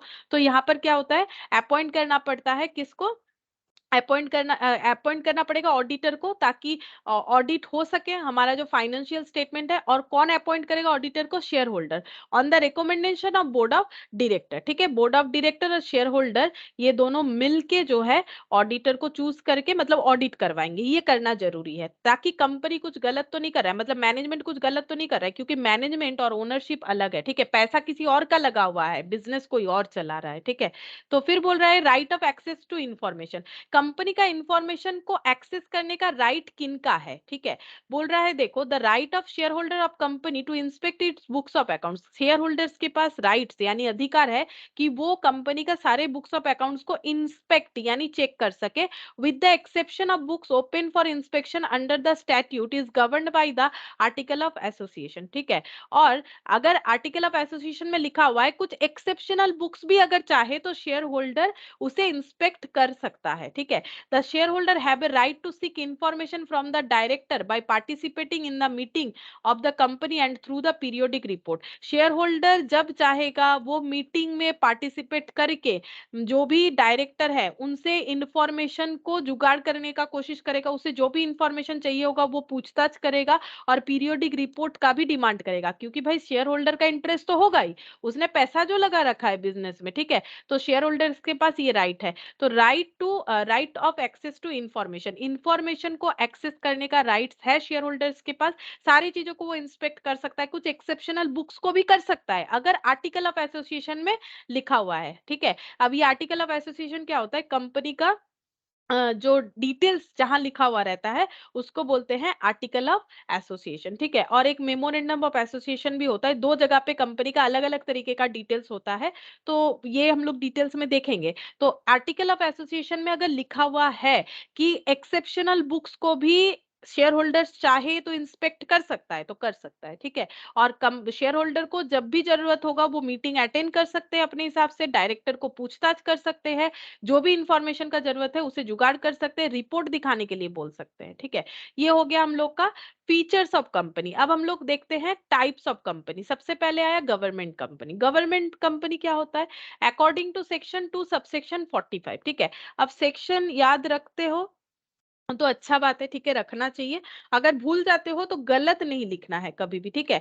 तो क्या बोल रहा है, according to section 2 subsection 45 of the companies act 2013, government company means any company in which not less than 51% of paid up share capital is held by the central government or by any state government or governments, or partly by the central government, partly by one or more state government, and includes a company which is subsidiary company of such government company। समझा रहे, ठीक है। ये तो बहुत सारा चीज लिखा हुआ है लेकिन हम लोग अपने हिसाब से इजी लैंग्वेज में समझेंगे। तो देखो क्या बोल रहा है यहाँ पर, हम लोग पढ़ रहे हैं गवर्नमेंट कंपनी। अब गवर्नमेंट कंपनी का क्या बोल रहा है, देखो यहाँ पर बोल रहा है कि according to section 2 subsection 45 of the companies act 2013, companies act 2013 के हिसाब से, कंपनीज एक्ट 2013 के हिसाब से गवर्नमेंट कंपनी का मतलब है कोई भी कंपनी, ठीक है, जिसका नॉट लेस देन, ये देखो नॉट लेस देन 51%, है ना, 51% से कम paid up share capital is held by, मान लो ये कंपनी है ए लिमिटेड, ठीक है। इसका शेयर कैपिटल कैसे जुगाड़ हुआ होगा, पब्लिक से, ठीक है। अब पेड अप मतलब मैंने थोड़ी देर पहले बताया था, मुझे अगर कंपनी को 100 देना है, मैंने अभी तक 80 दिया है, तो 80 हो गया पेड अप कैपिटल। तो पेड अप कैपिटल, तो पहले हम लोग ये देखेंगे कि इस कंपनी का पेड अप कैपिटल कितना है, पहले वो चेक करेंगे। अब इस पेड अप कैपिटल का नॉट लेस देन 51%, मतलब 51% से कम नहीं, यानी 51% से ज्यादा, ठीक है। 51% से कम नहीं होना चाहिए, तो उससे ज्यादा होगा तो चलेगा, मतलब 51% ग्रेटर देन 51%, जो पेड अप कैपिटल का 51% या 51% से ज्यादा, अगर कौन होल्ड कर रहा है, कोई सेंट्रल गवर्नमेंट, ठीक है, सीजी, या फिर स्टेट गवर्नमेंट, ठीक है, अगर होल्ड कर रहा है, तो क्या बोल, देखो क्या बोल रहा है, central government or by any state government और गवर्नमेंट। एनी स्टेट गवर्नमेंट और गवर्नमेंट मतलब जैसे मान लो हम लोग वेस्ट बंगाल में है, तो वेस्ट बंगाल के स्टेट गवर्नमेंट भी होल्ड कर रहे हैं, किसी और स्टेट के भी स्टेट गवर्नमेंट होल्ड कर रहे हैं, तो हो गया more than one state government, तब ये लैंग्वेज गवर्नमेंट्स हो जाएगा। और partly by the central government and partly by one or more state government and includes a company which is a subsidy, ये वाला पॉइंट बाद में पढ़ते हैं।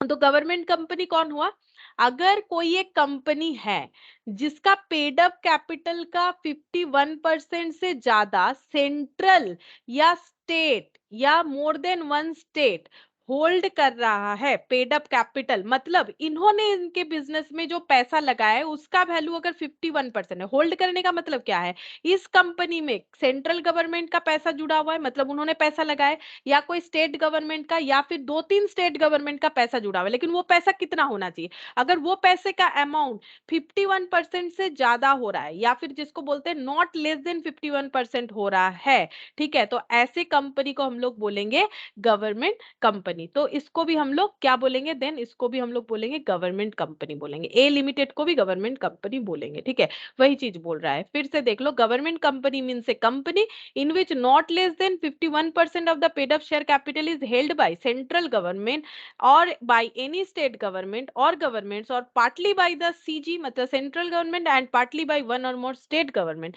एंड इंक्लूड्स ए कंपनी, और इसके साथ साथ और भी कौन सा company, which is subsidiary company of such government company.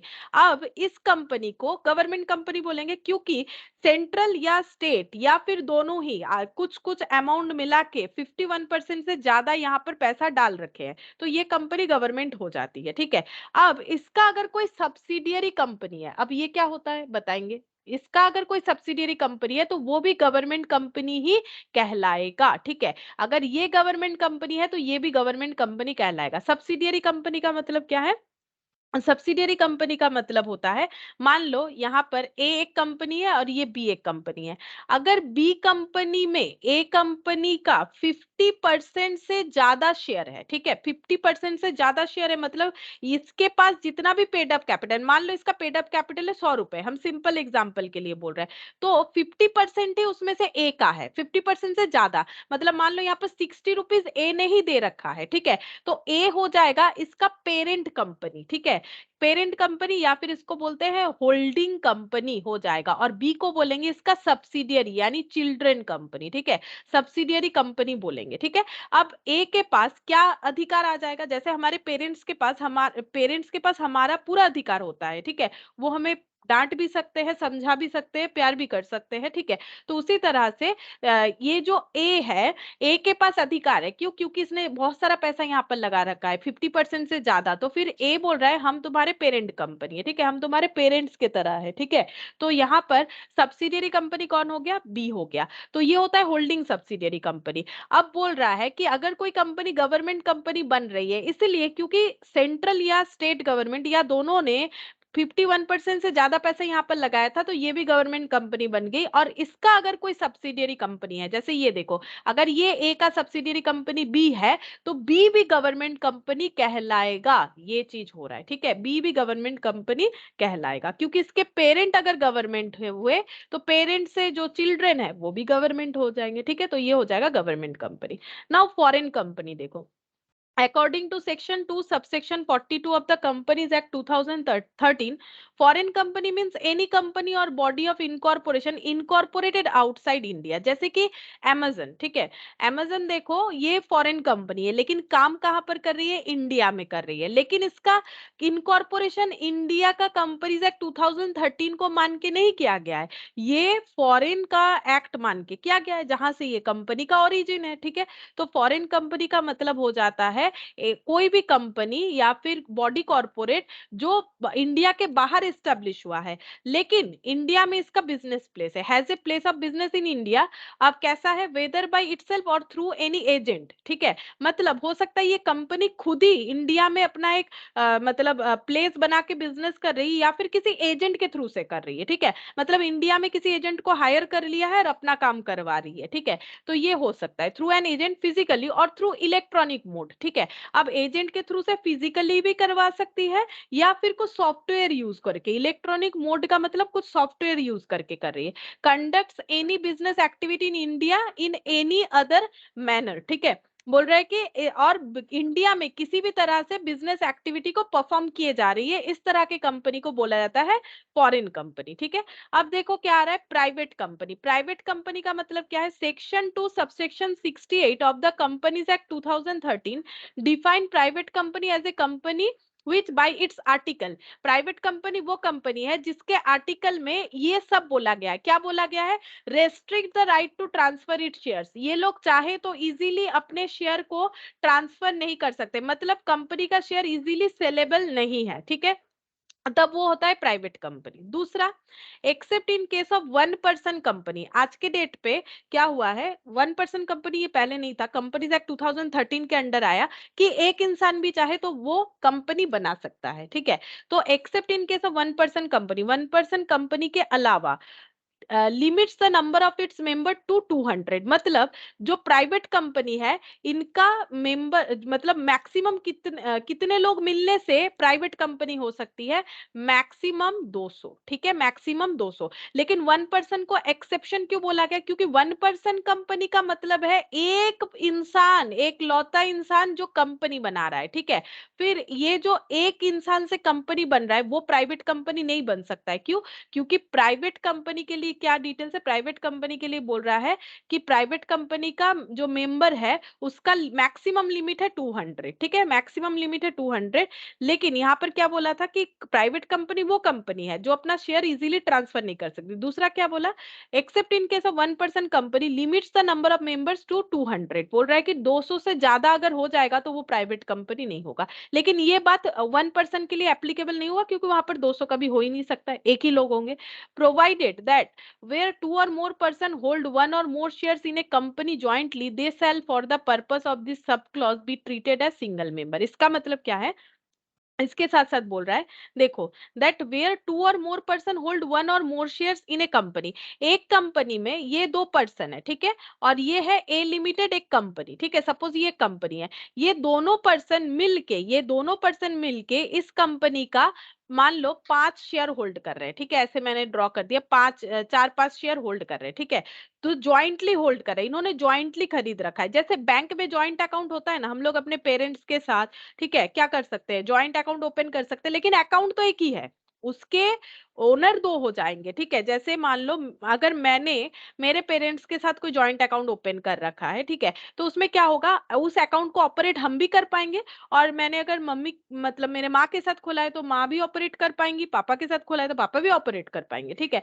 वैसे ही यहाँ पर ये दोनों ही ऑपरेट कर सकते हैं, मतलब इन दोनों का ही होल्डिंग है ज्वाइंटली, बट इसको ओनरशिप में एक ही माना जाएगा, ठीक है। तो बोल रहा है प्रोवाइडेड दैट टू और more person hold one or more shares in a company jointly, they shall for the purpose of this sub clause be treated as a single member. But इन्हें क्या माना जाएगा, ये दो मेंबर नहीं माना जाएगा। मतलब ये जो मैक्सिमम 200 का बात हो रहा है ना, कि मैक्सिमम 200 से ज्यादा लोग प्राइवेट कंपनी, तो ये दो इंसान को एक ही माना जाएगा, ठीक है। इसको हम लोग दो मेंबर नहीं मानेंगे, इसको हम लोग दो मेंबर नहीं मानेंगे, दो मेंबर मानेंगे तो जल्दी 200 हो जाएगा ना।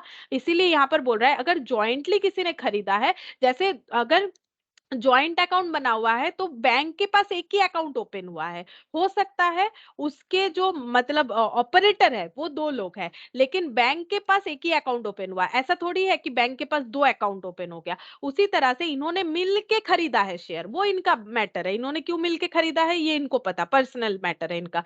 लेकिन ये सिंगल मेंबर ही काउंट होंगे, अगर ये इंडिविजुअल इंडिविजुअल खरीदते तो फिर दो मेंबर काउंट होते। यही चीज बता रहा है, क्योंकि ये सारी चीजों को हमें पता होना चाहिए, नहीं तो फिर 200 मेंबर जो है जल्दी काउंट हो जाएगा ना, फिर मेंबर नंबर के साथ वो गलत हो जाएगा।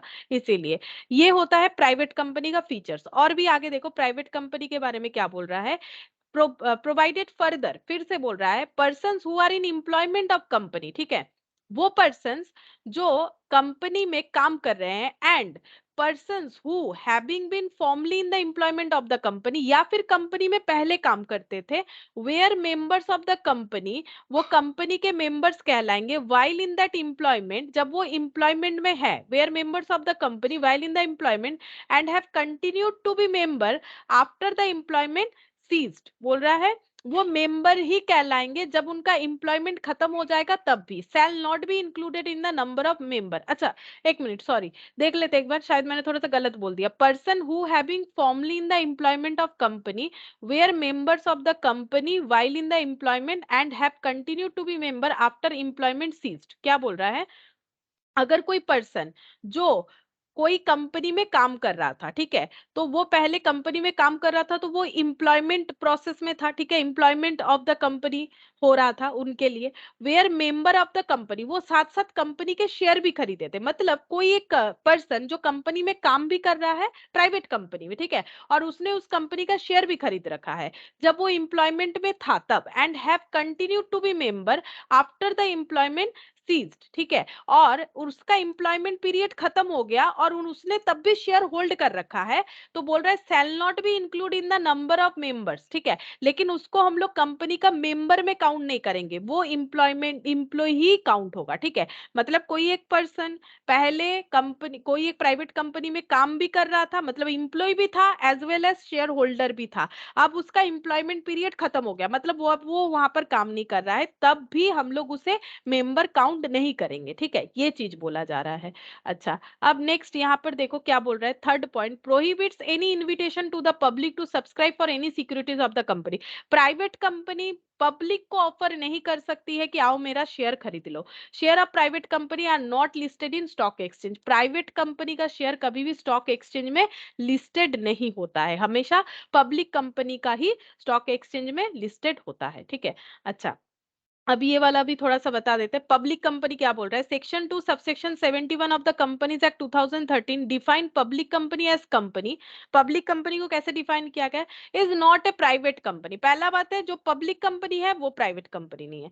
Provided that a company which is subsidiary of company not being a private company shall be deemed to be public company for the purpose of this act even where such subsidiary company continues to be private company in its article. इसका सीधा सा मतलब ये है, बोल रहा है कि company which is A subsidiary of a company, ठीक है, अगर मान लो ए, ये ए कंपनी है, बी एक कंपनी है, ए है होल्डिंग कंपनी और बी है उसका सब्सिडियरी। अब मैंने मतलब भी समझाया सब्सिडियरी और होल्डिंग का।